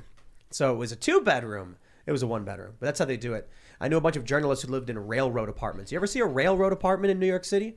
A railroad apartment is one long room with doors every third of the way. So you have a bedroom with a door in the front and the back, and your roommates walk through your room to get to their room. Oh, wow. It is miserable. It is a bizarre dynamic where they're all lecturing or looking down on everyone in the middle of the country. And the people in the middle of the country are just laughing at them like, dude, I'm sitting on my deck looking at mountains, looking at I had some urbanist lecturing me, and I was like, I'm looking out my window, and I see a fox taking a nap in my apple orchard, which was true. I have 40 fruit trees, and a fox was taking a nap. And their only retort was, you're lying. Wow. So they can't comprehend that people actually do live this way. And it doesn't necessarily require more money or anything. It's just our way of living is better than theirs. Let me tell you about what's a good deterrent for keeping city urban liberal types out. We have the story from Timcast.com. Ohio becomes 23rd state to pass constitutional permitless concealed carry gun law. Ohio joins a number of other states to uphold the Second Amendment right of private citizens. Bravo, Ohio. Welcome to the club. West Virginia, of course, constitutional carry. I love it because that means that if you're armed in West Virginia, you can pop over to Ohio, no big deal, because it's all constitutional carry. You don't got to worry about it. That's the way it should be. But, man... And the state laws are so great because the problem is if the country were to separate in some sort of civil war, there's no way to draw that line because the Democrats live in cities. There are no blue states. There's only blue cities. Right. And so you'd have to create some crazy border line that just somehow encapsulates all the cities. Well, they'd be cut off in seconds. But they can't create their own democratic enclaves within states when you talk about these issues like guns and abortion. Those still apply in the cities no matter what they do. When I talk to my friends about concealed carry, when I talk to my more liberal gun control-y people I know, it's funny because they can't fathom why it would be a good thing, and it's like worrying to them. And I love tweeting it, just triggering the left. I'm like, more guns, buy guns, and they're like, oh, and they get all angry. And I don't want to say the dude's name, but one of those activists, like I tweeted about everyone should buy a gun or something like that. Or it was something silly, trolly, where I was like, more guns, guns for everyone. And then he got like all offended and scared. And I'm just, I answer my friends, they're like, why is it a good thing? And I was like, that regular people have the same rights as the politicians? Like, do you think politicians should have special privileges that regular people don't? Do you think powerful corporations should have special privileges people don't? Do you think billionaires should have special privileges people don't? Well, guess what? The billionaires walk around with guns. The billionaires got armed security. The millionaires got armed security. The politicians got guns. The politicians got armed security. Politicians are allowed to carry in D.C. You're not. So when they pass constitutional carry, I see it as a great normalizer. This is in the United States, we're all equals. This is representative government. Nancy Pelosi is no more politically powerful on legally than you or I. Now, on paper and the way reality and society works, of course, she's got political power and clout and all that stuff. The point is, if I grew up in Chicago, politicians are armed security. Screw you. In one of the worst gun crime, cities, one of the worst gun crime states. Nah, screw that. Everybody has a right to keep and bear arms. Let's equalize it. If you get to, so do I. I love it. It's pretty awesome because if the fall of the Roman Republic, if the citizens had been armed, Caesar may not have been able to overthrow that republic. Probably wouldn't have been able to. So it's obvious that we live in a deeply divided country. We just have different opinions, and they're probably not reconcilable. The idea of a national divorce is probably obviously a pretty radical and untenable proposition. But one of the things we can do now at the local level is incorporate new towns. So if you live in a large county, like where I live in Fairfax, Virginia, especially basically all of the South, I think it grew out of the plantation system. The counties are the primary governments. Now, it's different in places like New Jersey, where you already have these little towns. But a lot of people live in these sprawling county regions.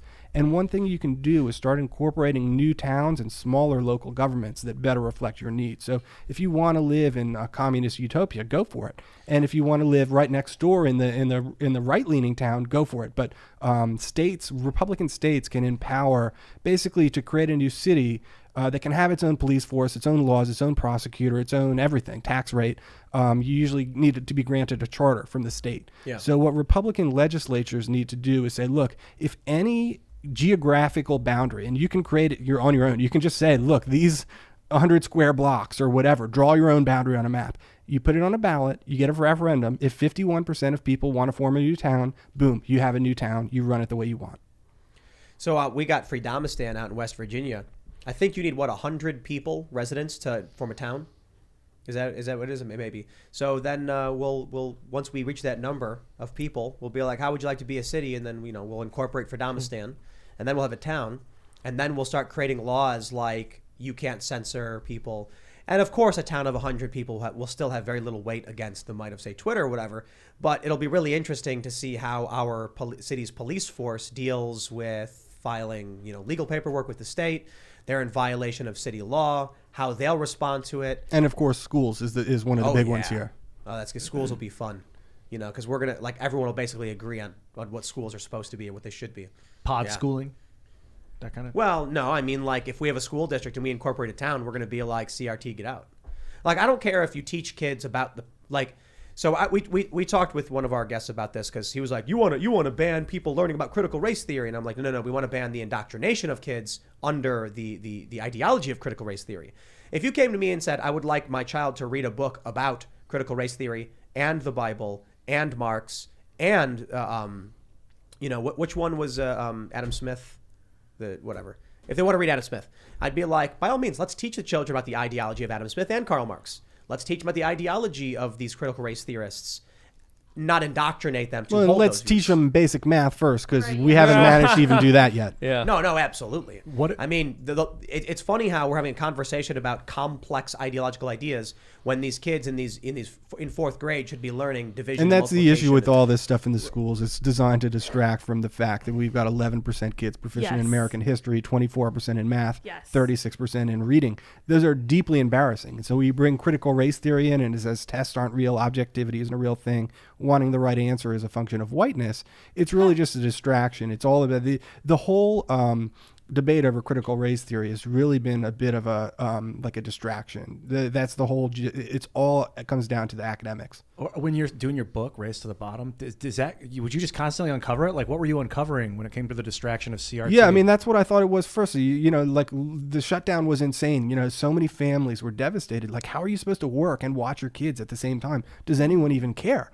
And then, of course, CRT. But when I'm looking into it, our country is so screwed because our kids do not know math. They don't know how to read and write. What is going to happen? And we're not talking about way out in the distant future.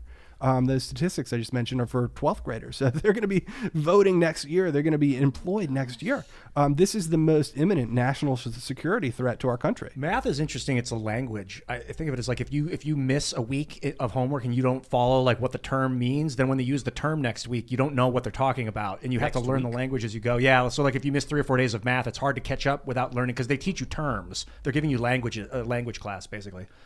Whereas history, you can just pop in and start learning, and then if you miss a spot, you can kind of fill in the gaps. Math is a tough one. This is one of the problems I have with school, man, to be completely honest, that it's like everyone must learn at the exact same pace or else. Yeah. Those who are too slow are left behind, and those who are too quick must sit there bored and confused and frustrated. Yeah. It just doesn't work. It was terrible. I'd raise my hand and they would just pass over me because I kept raising my hand over and over. I'm like, why isn't anyone answering? I know the answer. And these are the people that love diversity, but they don't. They argue that people are actually not diverse when it comes to that. We've all got to learn the same thing at the same time, and it's equity is equal outcomes by race and things like that, and you get equal outcomes by bringing down the top performers to the level of the lowest common denominator. And at this stage in America, that's actually very, very low. Cut out the tall grass. 20% of people are proficient in 12th grade math that are graduating. These are graduating students. 24%. Yep. Jeez. Wow. And it's not hard to be proficient either. It's a pretty low bar. Algebra. I could see how algebra is confusing if you never learned variables, geometry. I mean, there's angles and stuff. Trigonometry is a little. Let's be real. When you live in the pod hooked up to the metaverse and they're funneling bug protein mush into your gut straight through a tube, and you live in the realm of Skyrim or Elder Scrolls or whatever, and you have no idea what the real world is like, you're not going to care about any of this. Yeah. Have you guys ever talked about or heard about the philanthropic foundations, like the creepy history of the Ford Foundation and things like that? I don't know. No. I think you'd be interested in that. Part of when I'm researching all this school stuff, CRT, I think it really comes from those foundations, which are like you're watching PBS and you'll hear, this segment brought to you by the MacArthur Foundation, or you go to like the art museum and it's like, oh, funded by, the Ford Foundation. It's like, okay, these are just some nice old rich people, whatever. Never thought about it before. These are the most important and secretive and creepy forces in American politics. They are so powerful. And they all collude. So you've got a bunch of billion-dollar organizations all working together. And so you think back to the early 1910s, you've got Carnegie, he's got a vertical monopoly on steel, Ford obviously doing the auto stuff. It's a bunch of monopolists. And Teddy Roosevelt comes along and trust busts. Monopolies are a bad thing. So the families all stash their money in these tax-exempt foundations that live in perpetuity because they're just spending the dividends. So they live forever. This wealth of these monopolists from 100 years ago is preserved forever in eternity. The thing is, okay, so they're all capitalists, and now the foundations are trying to overthrow capitalism, which is ironic. But they were also racist creeps. They were capitalist racist creeps from 100 years ago. And so you might have heard about like Kellogg Brothers. I don't know. I think there's like a documentary about one. Really creepy guy. He's like, I don't know, like he made cornflakes to stop kids from cranking it, right? Yes, Yeah. weird stuff about masturbation, all that kind of stuff. Did he promote circumcision in the U.S., or am I thinking of somebody else? I don't know, but he was He's the upset one with of the all white these little promoters. boys tubing it, so he thought Yes. that getting them cornflakes would do something about it. Weird which stuff made no with sense. circumcision, yeah. And so their whole thing was they were these progressive elites that wanted to make the world a better place. And to do that, they thought we should get rid of black people. And so their thing was eugenics. And they lobbied, they got laws passed that you could sterilize defective people with mental retardation, and essentially minorities. They went over to Puerto Rico and they sterilized a third of the women over there so you couldn't reproduce Hispanic population into American citizens.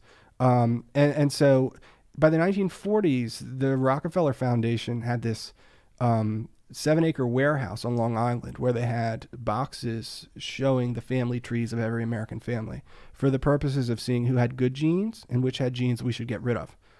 These are creeps, social engineering creeps. Fast forward, they continue doing similarly racist stuff, and it kind of evolves with the time. It uses different language to hide it. So by like the 1990s, they're still trying to get rid of black people, but they're doing it through abortion. And so they're really targeting the black community for abortion. Anyway, so that's the history of they touch on a lot of aspects of life that I came across them through them pushing critical race theory in the schools and society at large. But I know it sounds like a conspiracy theory, but it's true. And if people don't understand it because the foundations they're not the forward facing, they have fronts. They give money to these other groups that then do the thing. But it's not like they're just donating to groups that were already going to do that anyway. What they do is they'll say, well, we're looking to fund XYZ. And suddenly everyone with a nonprofit says, we've got a grant proposal to do that. We're applying. And so they steer the direction of America by signaling what they're going to put money at. And then all these activists do exactly that. That's horrific. Hold on, I want to ask. So you're saying they had family trees of every American family, or did I mishear that? I don't know exactly how comprehensive it was. It was extraordinarily comprehensive, and that was the gist of it. Yeah. How now can they have Ancestry, you know, DNA, 23andMe, or whatever. They call it impact investing. What these organizations have been doing, and the idea is you put money in a sector until someone bites, and then you basically create a sector. And it's going to be 21st century devastate.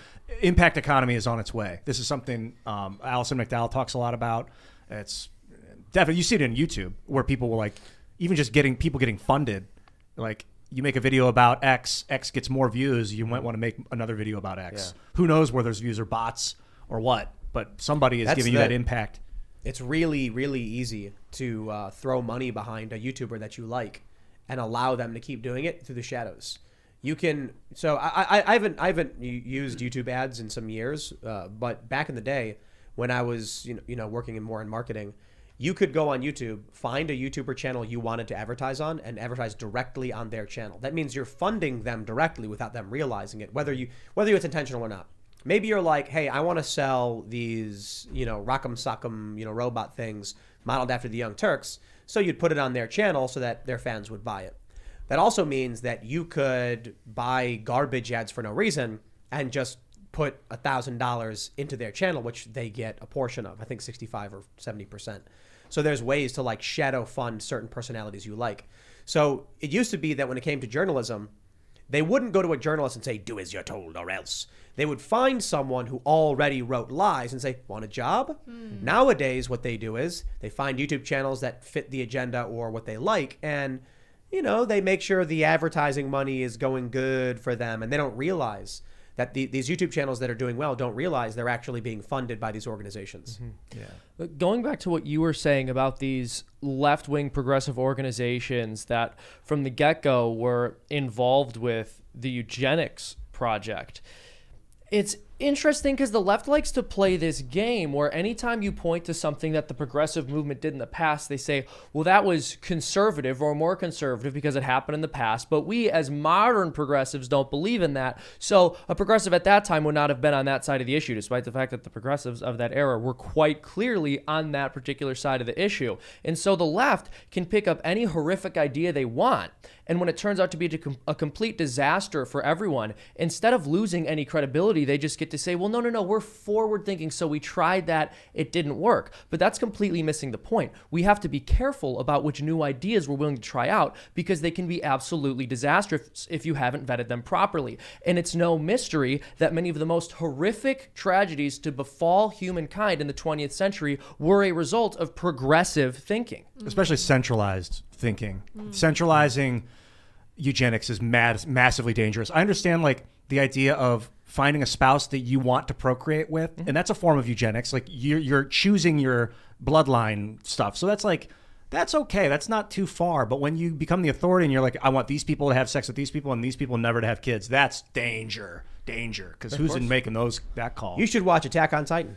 Oh, I haven't seen it in the past, and I think you might be right. It's the best series of all time. I hear a Jordan Peterson AI told people to watch it. Yeah, so someone kept super chatting us. Jordan Peterson said to watch Attack on Titan. And so I was like, I hear good things, I'll watch it. And then I did. If you're interested in the idea of eugenics, if you're interested in the idea of white privilege and critical race theory, you're critical of these things, seriously watch Attack on Titan. It's crazy because it's an anime. And my only real understanding of the show was it's about... There's this one last city with 3 big walls that keep out giant humanoid monsters that eat people called Titans. And there are people that have these rope systems that allow them to move around really quickly and use swords to kill giant monsters.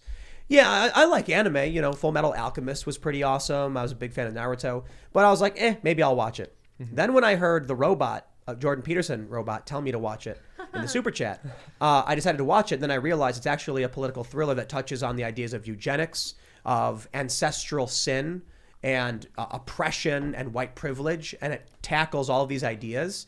man, it's good stuff. And war, when there's like warring countries, and then there's one little girl and she's like, you people are evil. Your ancestors oppressed us. You have any idea how many people you've murdered? Your family deserved to die. And the other girl goes, my mom didn't do any of those things. She never hurt a single person. Why was she killed?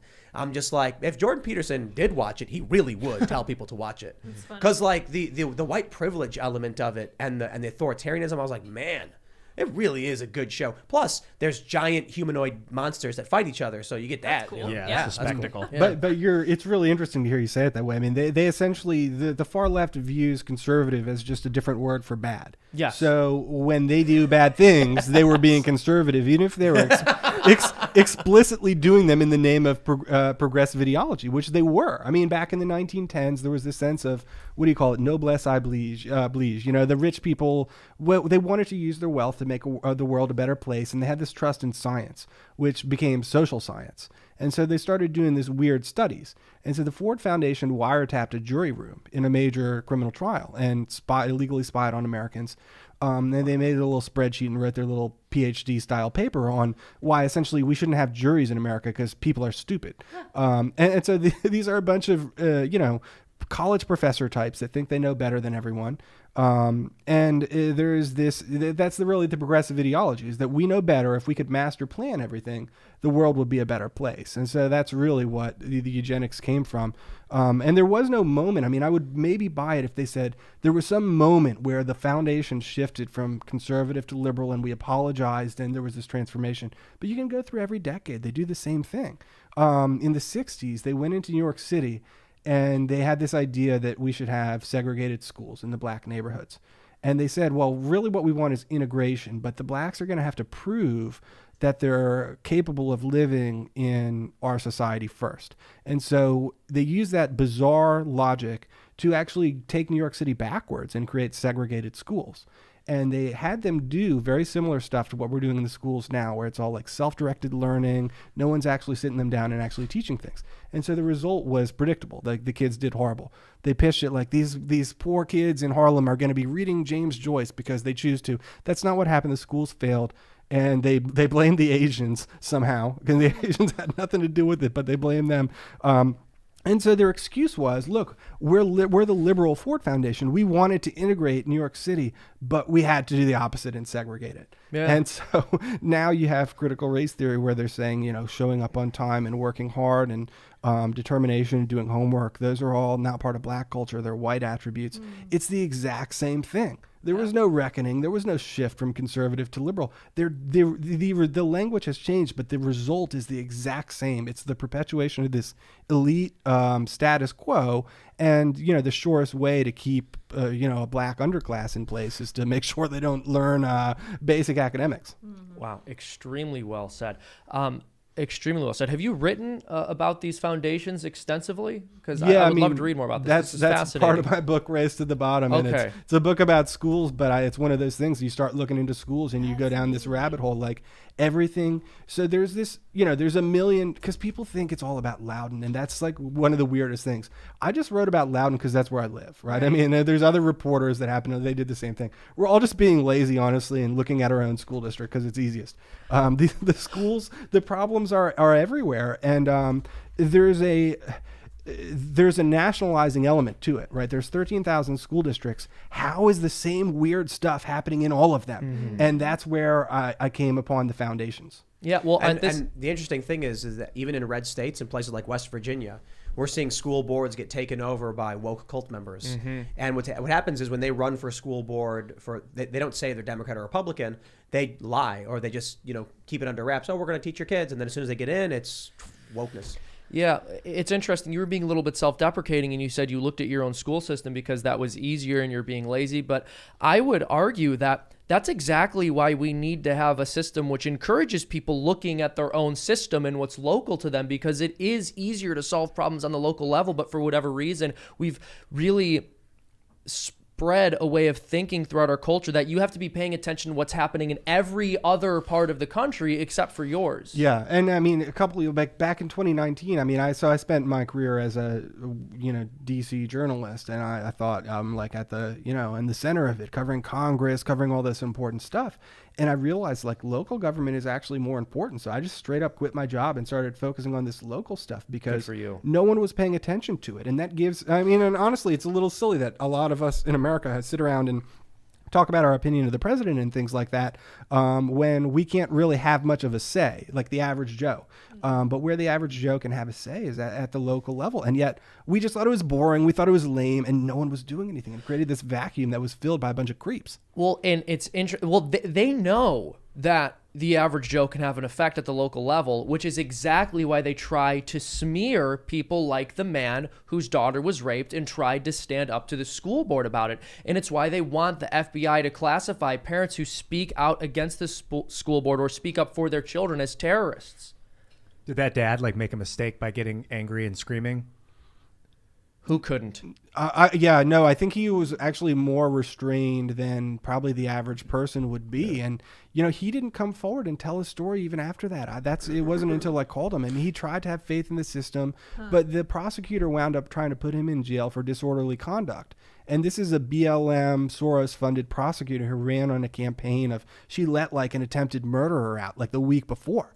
She's one of these no bail types. No one gets jail for disorderly. And so they targeted him, and he still had faith in the system. And it wasn't until the second girl was raped, because I already knew about it by that point, but he didn't want me to come forward. He was that kind of guy. He actually he's got a bit of a temper, but he was exercising remarkable self-restraint. And when the second girl was assaulted, he said, we can't trust this system anymore. I mean, we've got to just take it into our own hands. Did you ever come across John Dewey when you were studying the history of the school system? Mm-hmm. Yeah, this guy seems pervasive, this psychologist. He was right there with the Rockefeller Foundation getting started. I don't know, did he start a foundation or anything? I haven't really looked too deep into him yet. So, I think they were all based out of Columbia University, and that's also kind of the epicenter of critical race theory, tracing it back to critical theory. James Lindsay probably told you all about that. He knows way more than me. But there's some creepy stuff happening in Columbia University Teachers College in the 50s and 60s.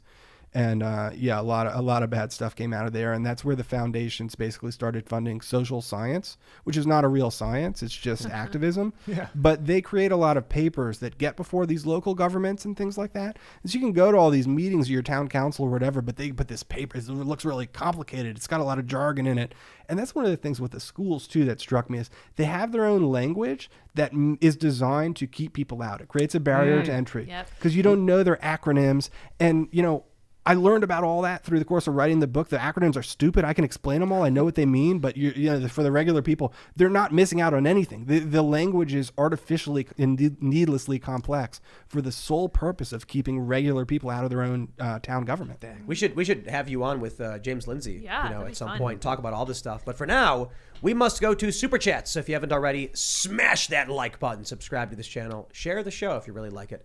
Head over to timcast.com to become a member because you will be supporting our journalists, and we're going to have a members-only segment coming up at 11 p.m. And plus, we have a new show, Chicken City. In about 1 week, we almost got 13,000 subscribers. Plus, I think we had, the last time I counted, 9 new baby chickens hatched this morning, and it's all live, happening live on Chicken City. But let's read some super chats. We got Roberto Lara. He says, Amazon swatting's now bomb squads. So this is what happens when one is curious about listening to all opinions and truths. The moles always win. Yes, the Amazon thing. So I didn't bring it up. My initial plan was like, when we go live today, the first thing I'm going to do is complain about Amazon. They ruined my patio. And then, the bomb squad. I was like, first world problems. Yeah. Amazon drove over the patio. But so we got a new patio built, and rain delayed it, then snow delayed it, and it finally got sealed. So it's like an epoxy spray. And that means you can't walk on it or drive on it. And the Amazon driver decided to go off our driveway onto our new patio and pressed dirt tracks into the epoxy. Great. So it has to be sanded off and resealed, which is very, very expensive. Very expensive. So I was mildly perturbed. Indeed. First world problems for sure, but now we're going to be delayed by another 2 days or whatever because they got to. It would have been done by tomorrow evening or the morning. Now they got to come in, spend a day getting rid of it, And it's going to be another 2 days to wait for the seal to, I was thinking maybe we could build like a platform so we can go up and sit up high, but we are doing that. Oh, okay. Yeah, we're building a new ramp wall. It's going to have like a 7.5 foot viewing platform. Oh, out front? Yeah. Nice. Yeah, it'll be nice. All right, let's see. John Leonard says, stay strong. Don't let the people who swat you win.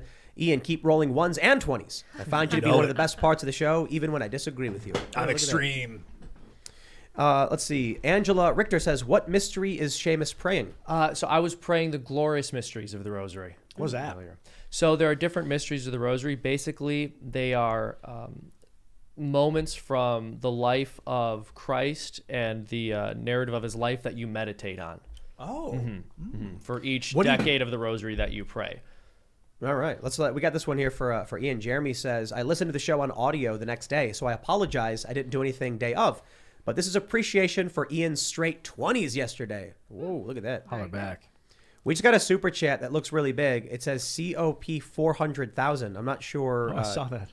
What currency is that? Can you look it up? Yeah, I'm looking. Yeah, I'm curious. It's, YouTube classifies it as red, but I don't know, 400,000 COPs from Sam Jackson. Colombian peso. Ah, Colombian. And there is. So what is 400,000?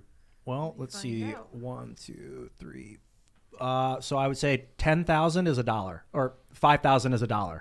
5,000 is $1. That's going to be us next year with the inflation. I think that's rough. Yeah. That's a rough estimate. We got a super chat from John out of Texas for $13 million.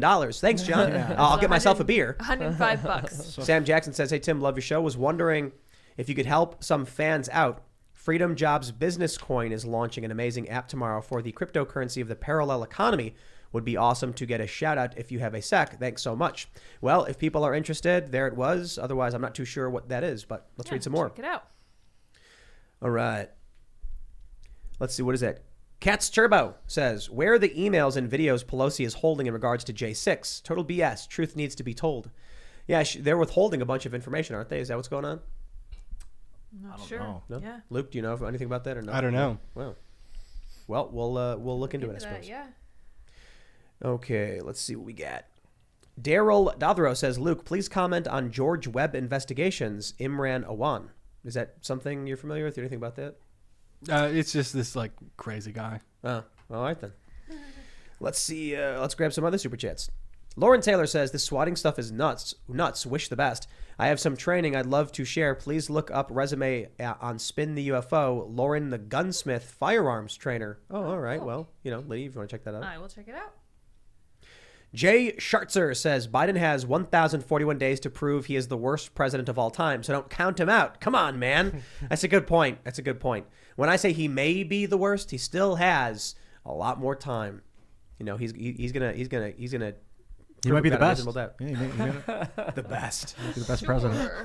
I mean, maybe there's a possibility that, he gets struck by lightning and is given access to the Speed Force and then becomes Flash Biden. Yeah, or aliens start controlling people's mind, but his mind's, you can't control it because it's like, he's like, I know you can touch me, homie. I'm going to get him, man. Bro. He's like Fry. Like in Futurama, yeah. You lack the delta brainwave. I'm invincible, bro. Biden's brain is so addled that they can't find a pathway to control him. So he does rogue. He does the bare minimum, but they can't mind control him. I have faith. All right. Mematype says democracy, republic, dictator, etc. are all just systems to try and keep good people in charge, but you can still have good dictators. Augusto Pinochet rescued Chile from communism, then set up elections and stepped down. He also brutally murdered many people. Yeah, I heard he threw people Yeah, out he of did helicopters. throw helicopters. I lived in Chile for a while. That's pretty notorious that he did that Saved stuff. it from communism. Nah, man. He was like a Western, basically put into power by Western forces and did their bidding. But did westernize the country, whatever. Regardless that means. of whether they They're all like obese, bunch of obese people there. Regardless of whether they like communism or hate communism, brutal authoritarians going around murdering people seems to be the problem. That's not the kind of world we want to live in. Dude, they had a coup in Chile before he became into power, where they basically fighter jets were flying over the Capitol building. I mean, you go to Santiago and they're like, this is where the tanks were pointing. This is like, I don't know, 20 years ago or something. I think it was to get Pinochet. 20 years ago? No, it was to get Pinochet out. Oh. I got to look at my history here. Joe Boxer says a no-fly zone is not possible due to the size of Ukraine compared to Kosovo. Just the east side of Ukraine is 10 times larger than Kosovo. Wow, interesting. Yeah, it was 1973 when they put Pinochet in power, when he joined came to power. And it was Allende. Salvador Allende was the guy that was president and was like, I'm going to commit suicide, and then killed himself in the building. Oh, wow. Yeah. Mitchell Doherty says, heard you mention yesterday how words have lost meaning. Would recommend everyone read George Orwell's Politics and the English Language. Very enlightening on the subject. Puts the madness in perspective. Smart fella. Yeah. Raymond G. Stanley Jr. says, Joe Biden says, let's go, Brandon. I agree. That's right, he did. That was a good time. He did. That's amazing. That was actually very frustrating for me because I did a cartoon called Thanksgiving with Joe Biden, where it was a bunch of animated characters of Joe Biden sitting around the dinner table. It was basically all him. And I used actual Joe Biden clips instead of doing an impression of him. And the punchline at the end is he says, let's go, Brandon, because the food at Thanksgiving is too expensive. And I just ruined the joke, but please go watch it anyway. I was very frustrated because that was the one thing I couldn't find him saying. So I just did an impression of him going, let's go, Brandon. But then I think a couple weeks later, he actually said, let's go, Brandon. And it was very, very bittersweet because had I had that earlier, the video would have been so much better. Sorry. The great Anywho says, guys, no one person is pulling Biden's strings. It's the grandkids and kids fighting over who is getting the family silver because they know that grandpa's not doing so well. Yeah, I don't know, man. Yeah. The big guy was getting his 10%. That's what we right. saw. Oh, boy. That's right. We don't know who the big guy is, though, Tim. Can't jump to big conclusions. guy. Maybe Hunter Biden knows another unbelievably influential player in Maybe world it's politics. Wilson Fisk, Yeah. and Spider-Man. Oh, And yeah, he's maybe. Obama? involved. Obama. We can't. Yeah, Could yeah. be Everything fall at the Big feet guy, of Obama. really good friends. Yeah. I saw a meme, and it said, can anyone explain where Fauci's gone? Like, I he's haven't just seen gone. him. They Have you took heard- the hook that they pull people off stage. Yeah. Yanked them off. They yanked him off stage, man.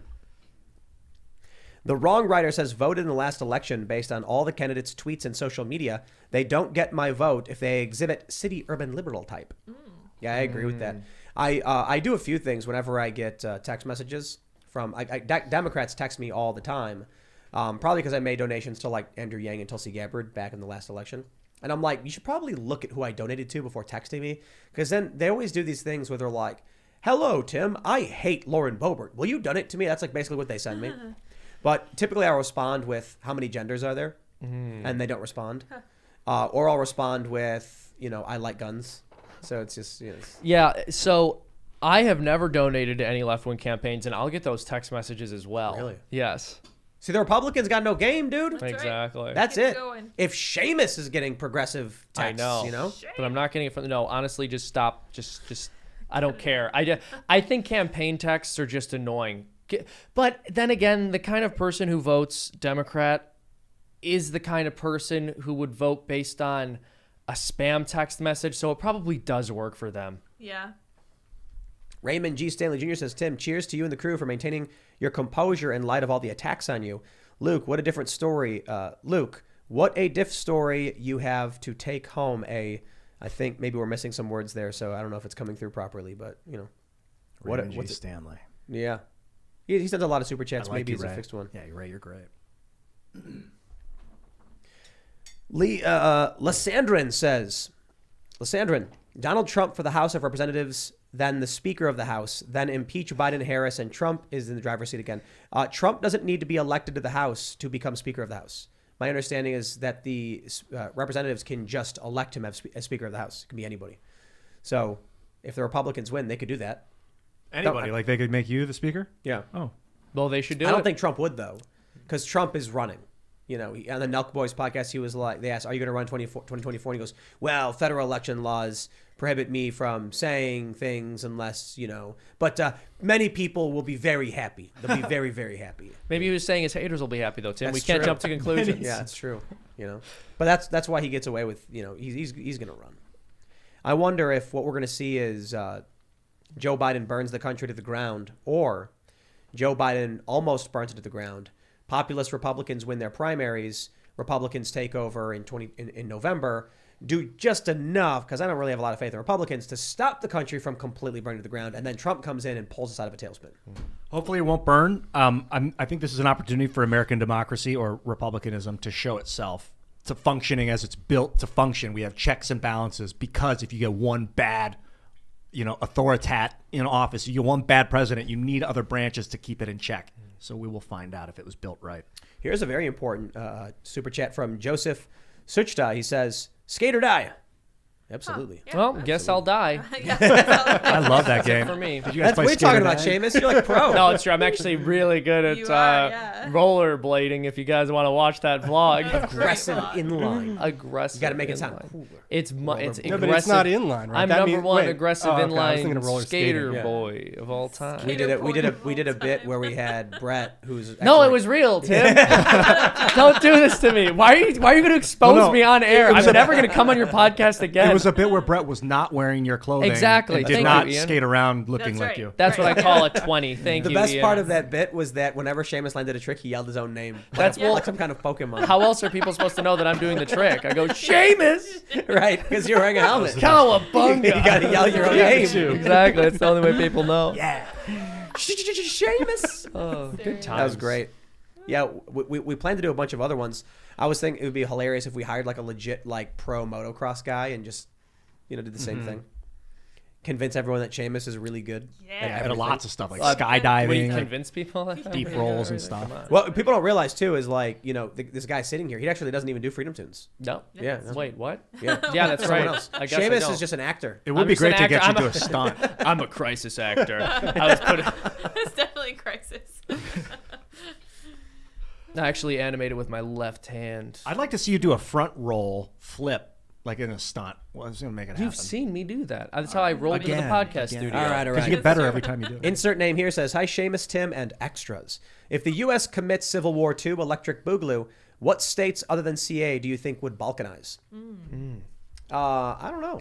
Yeah, I really don't know. That's an The interesting South question. though. probably would. Oh yeah. I don't think it would be along state lines. You'd There see would- like mountain ranges would become new borders and stuff. Yeah, Rivers. Yeah. There would be like in the South, there's like people like sitting in their houses and they have like, an American flag on their house. And then as soon as it breaks out, they hit a button and it flips over and it's a Confederate flag. And they're like, I've been waiting for that moment. Beep. all the state buildings just press a button, all the flags flip. It's like, we were waiting. Yeah. Dude, if you had a flag where no matter who looked at the flag, everyone would see something different based on if you were like tricking their mind. So everyone that sees fun. it sees what they want to see. That'd be crazy. What would be the purpose of that? That's the Mind American control. flag, Ian, because the left sees it and they just see racism because that's all they want to see. You know what I mean? Like if I looked Win. at that and I saw the Confederate flag because my mind was being controlled, and you look at it and you see an American flag because your mind is being controlled. But no, I mean it's that's just that's white. kind of how No, things no, are wait, now. wait. Here's That's how actually- things are now. Here's an idea we could do. We could do polarizing lenses. Yeah. And then we could actually screw with people that way where this is actually a good idea. We can set up a show at Freedomistan, and depending on which glasses you're given, you'll see something totally different in Yeah. the art. So but they'll be similar enough to where people will describe them similarly but in different ways to like see how they react to it. So like you put on these polarizing glasses, and depending on which way the light's polarized, you'll either see, Joe Biden or Donald Trump, but it'll say the worst president ever or something. Be cool to have instead of glasses like little things you could pull down and look through, and then they put them back up. So that Well, you the don't have idea to- is when people come in, they get A glasses or B glasses, and then you see how great they idea. like react to reality when they see Yeah. things in different ways, bend different perception. colors. Yeah. That'd be cool. Mr. Thou says you should name the new chicks in Chicken City after politicians and world leaders. Then you can yell at Putin to get off Hillary. Yeah. They're all Yeah, in the we- back sleeping in the incubator. Are they? Yeah, watching it out, watching them live. We're going to have to take them out soon. We don't know if all of the eggs were fertilized, so at some point, the eggs that aren't hatching, we just... Is it ethical to leave how many chicks can be in an incubator? Basically, is my They're all question. fine. Yeah, it's 22. It holds 22, and they can be in there for just up to 3 days. They don't need to eat because they have the yolk from the egg still in them. But we'll see what happens. If after a couple days some of these eggs aren't doing anything, we're just going to assume they're not fertilized or they didn't make it. And do you know how many are there now? 9? How many alive that are out of the hatched? eggs? Yeah, I can't tell looking. I'm really I see excited. a lot of heads. 2 Brahma babies.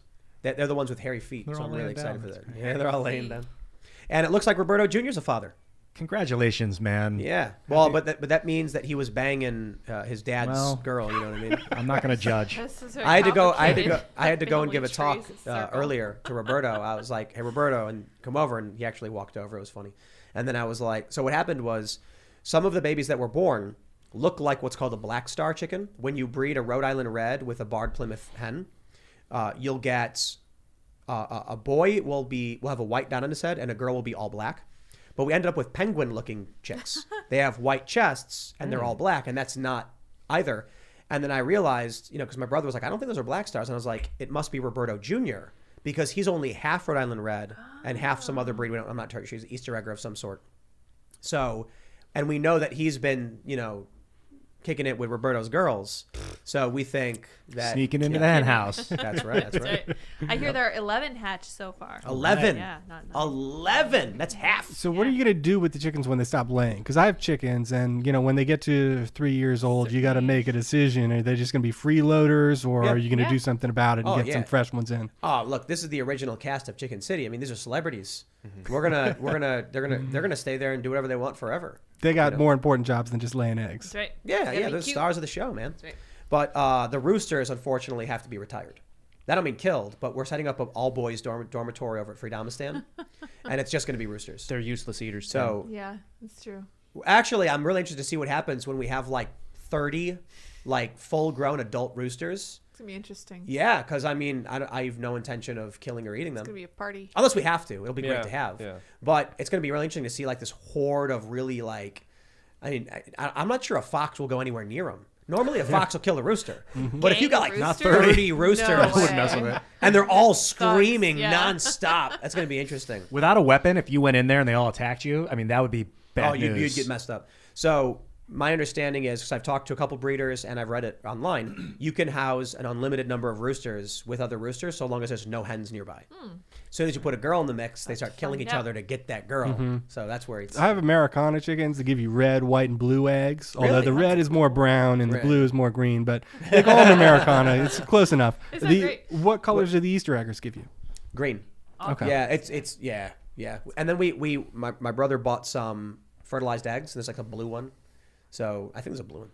We'll see. We're incubating out of these 11 that hatched. We also have another. We had 56 total.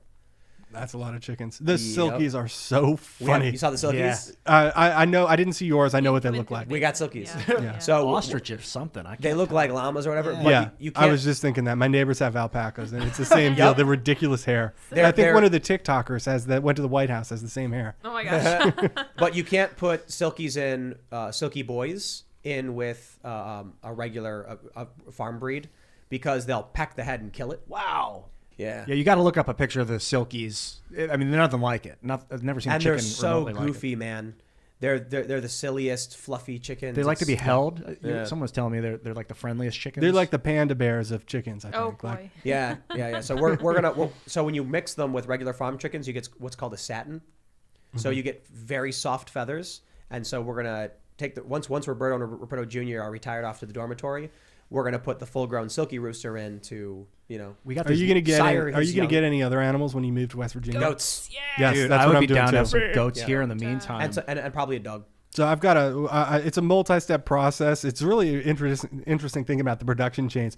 I've got a sawmill. So I'm cutting down trees on my property, milling it into lumber, using the lumber to build a barn, cool. the barn to house goats, the goats to get milk, the milk to make yogurt. And so by the end of the day, I've transformed my chainsaw into yogurt. That's amazing. That's so cool. That's awesome. How long have you been doing that? It's taken me about a year. I just do it on weekends. I'm almost done with the barn, so then I should be able to get the goats this spring. That's awesome. Yeah, someone mentioned silkies like to cuddle. That's and so their coop. We're doing external coops because we got extra chickens. We're gonna have a bunch separate from Chicken City next to it, but they got delayed because of Amazon or whatever. But so they're all sitting in this box with food and water, and they all just cuddle on top of each other. Oh. Yep. One of them jumped out and tried escaping, but it happens. All right. Orwell was a prophet. Says West Virginia Republican state senators just voted down recognition of natural immunity. They need to be primaried for this. They are clearly in favor of COVID passports and social credit scores. I agree. Interesting. Yep. I can't wait till we start expanding Freedomistan. We've got solar being installed soon. The new building is being put up. It's going to help dramatically increase security. We're going to end up with 2 different campuses, essentially, where we do a lot of editorial stuff and nonprofit work here, and then we do show stuff and shenanigans over at Freedomistan. But then we're going to have way more space. We're going to have, it's just 50 acres. It's going to be fantastic. So I'm excited for that. But that puts us in West Virginia officially, where we're going to be way more active in local politics, and it's going to be to the point of silliness. Like we're talking about, incorporating a town. We want people to run for local office and government and be, if you come out and you're working with us, we want you to be involved in politics to whatever degree you can. Or maybe you're someone who comes out and gets involved, and then we start just fighting for our values and the things we believe in, and that's what it's going to be all about. Plus, as we expand the company, it's going to bring more and more jobs and hopefully bring more people of like-mindedness into this area and help revitalize the area, help set the politics on the right track. I'm excited for it. All right, let's grab some more super chats here. Raymond G. Stanley Jr. says, y'all get that goat from Tiny Tails Farms? We did not get a goat from anyone yet. Not yet. But we're not quite ready to get a goat just yet. Unless Seamus wants to raise some goats. Wait, what? When did I? Goat farmer. Well, I have to think about it. Yes. Is it Goat Dad? I'm Little busy, Tail but- Farms? Is that who you're talking about? You said Tiny Tails? Yeah, Little Tail Are Farms. you going to get full size or like the miniature Nigerian? Probably miniatures. Goats. Because I don't know if we have the wherewithal to take care of I think you get like a gallon a day from the bigger ones. a gallon a day. Yes. think so, yeah. Correct. That's But what after I used to they get. have babies, right? Well, of course. But then what do the the issue with the babies Nigerians is so you're going to get a smaller amount, but really high fat, like 6%. Ooh, I And like if you're that. making cheese and stuff, I feel like that's good. But I feel like if you're just drinking a glass of milk, you're going to get pretty fat drinking 6% milk. Yeah, it's pretty. No, I solid. think I don't think we'd be drinking the milk. We'd probably make cheese. Yeah, that sounds fantastic. But then it's only after they give birth, right? Yeah. Keep it going. Slightly before and after. Mm-hmm. And so we just got to keep making more goats. Yes. But if you're taking the milk from the mom, what does the baby drink? It's like with humans. If you keep breastfeeding, your body's going to making keep more. making it as long as you keep pumping it. The baby doesn't actually need it that whole time. Oh, okay. Maybe we might get full size, but we were just told to stay away from the boys. Oh yeah, stay away from the boys. I would get full size. Why not? You got Nobody 50 wants acres. boys of anything. No, I had bees, and it's the same thing. The boys do. This is really. I think I'm becoming a feminist because when you look at the animal kingdom, boys are just useless. They're They don't do troublemakers, anything. yeah. The bees are freeloaders. The boys, you don't get any eggs from boy chickens. You don't get any milk from boy goats. Men are just terrible. Yeah, but that's only because humans can protect the females, right?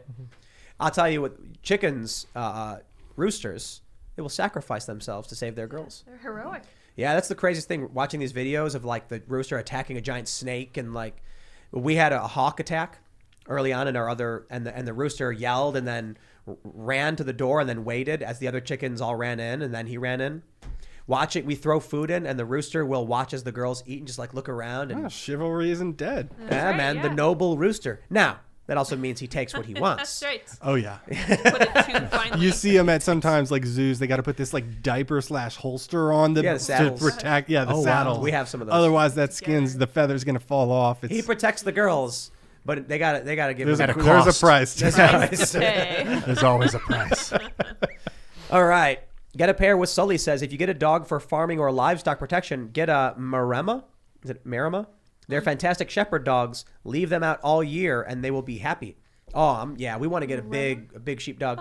And we got 50 acres. They're going to be running around, going crazy, getting dirty, doing dog stuff. Never heard of that before. Yeah, Cool it'll dog. be a whole lot of fun. So, my friends, if you haven't already, smash that like button, subscribe to the channel, share the show with your friends. Head over to timcast.com and become a member.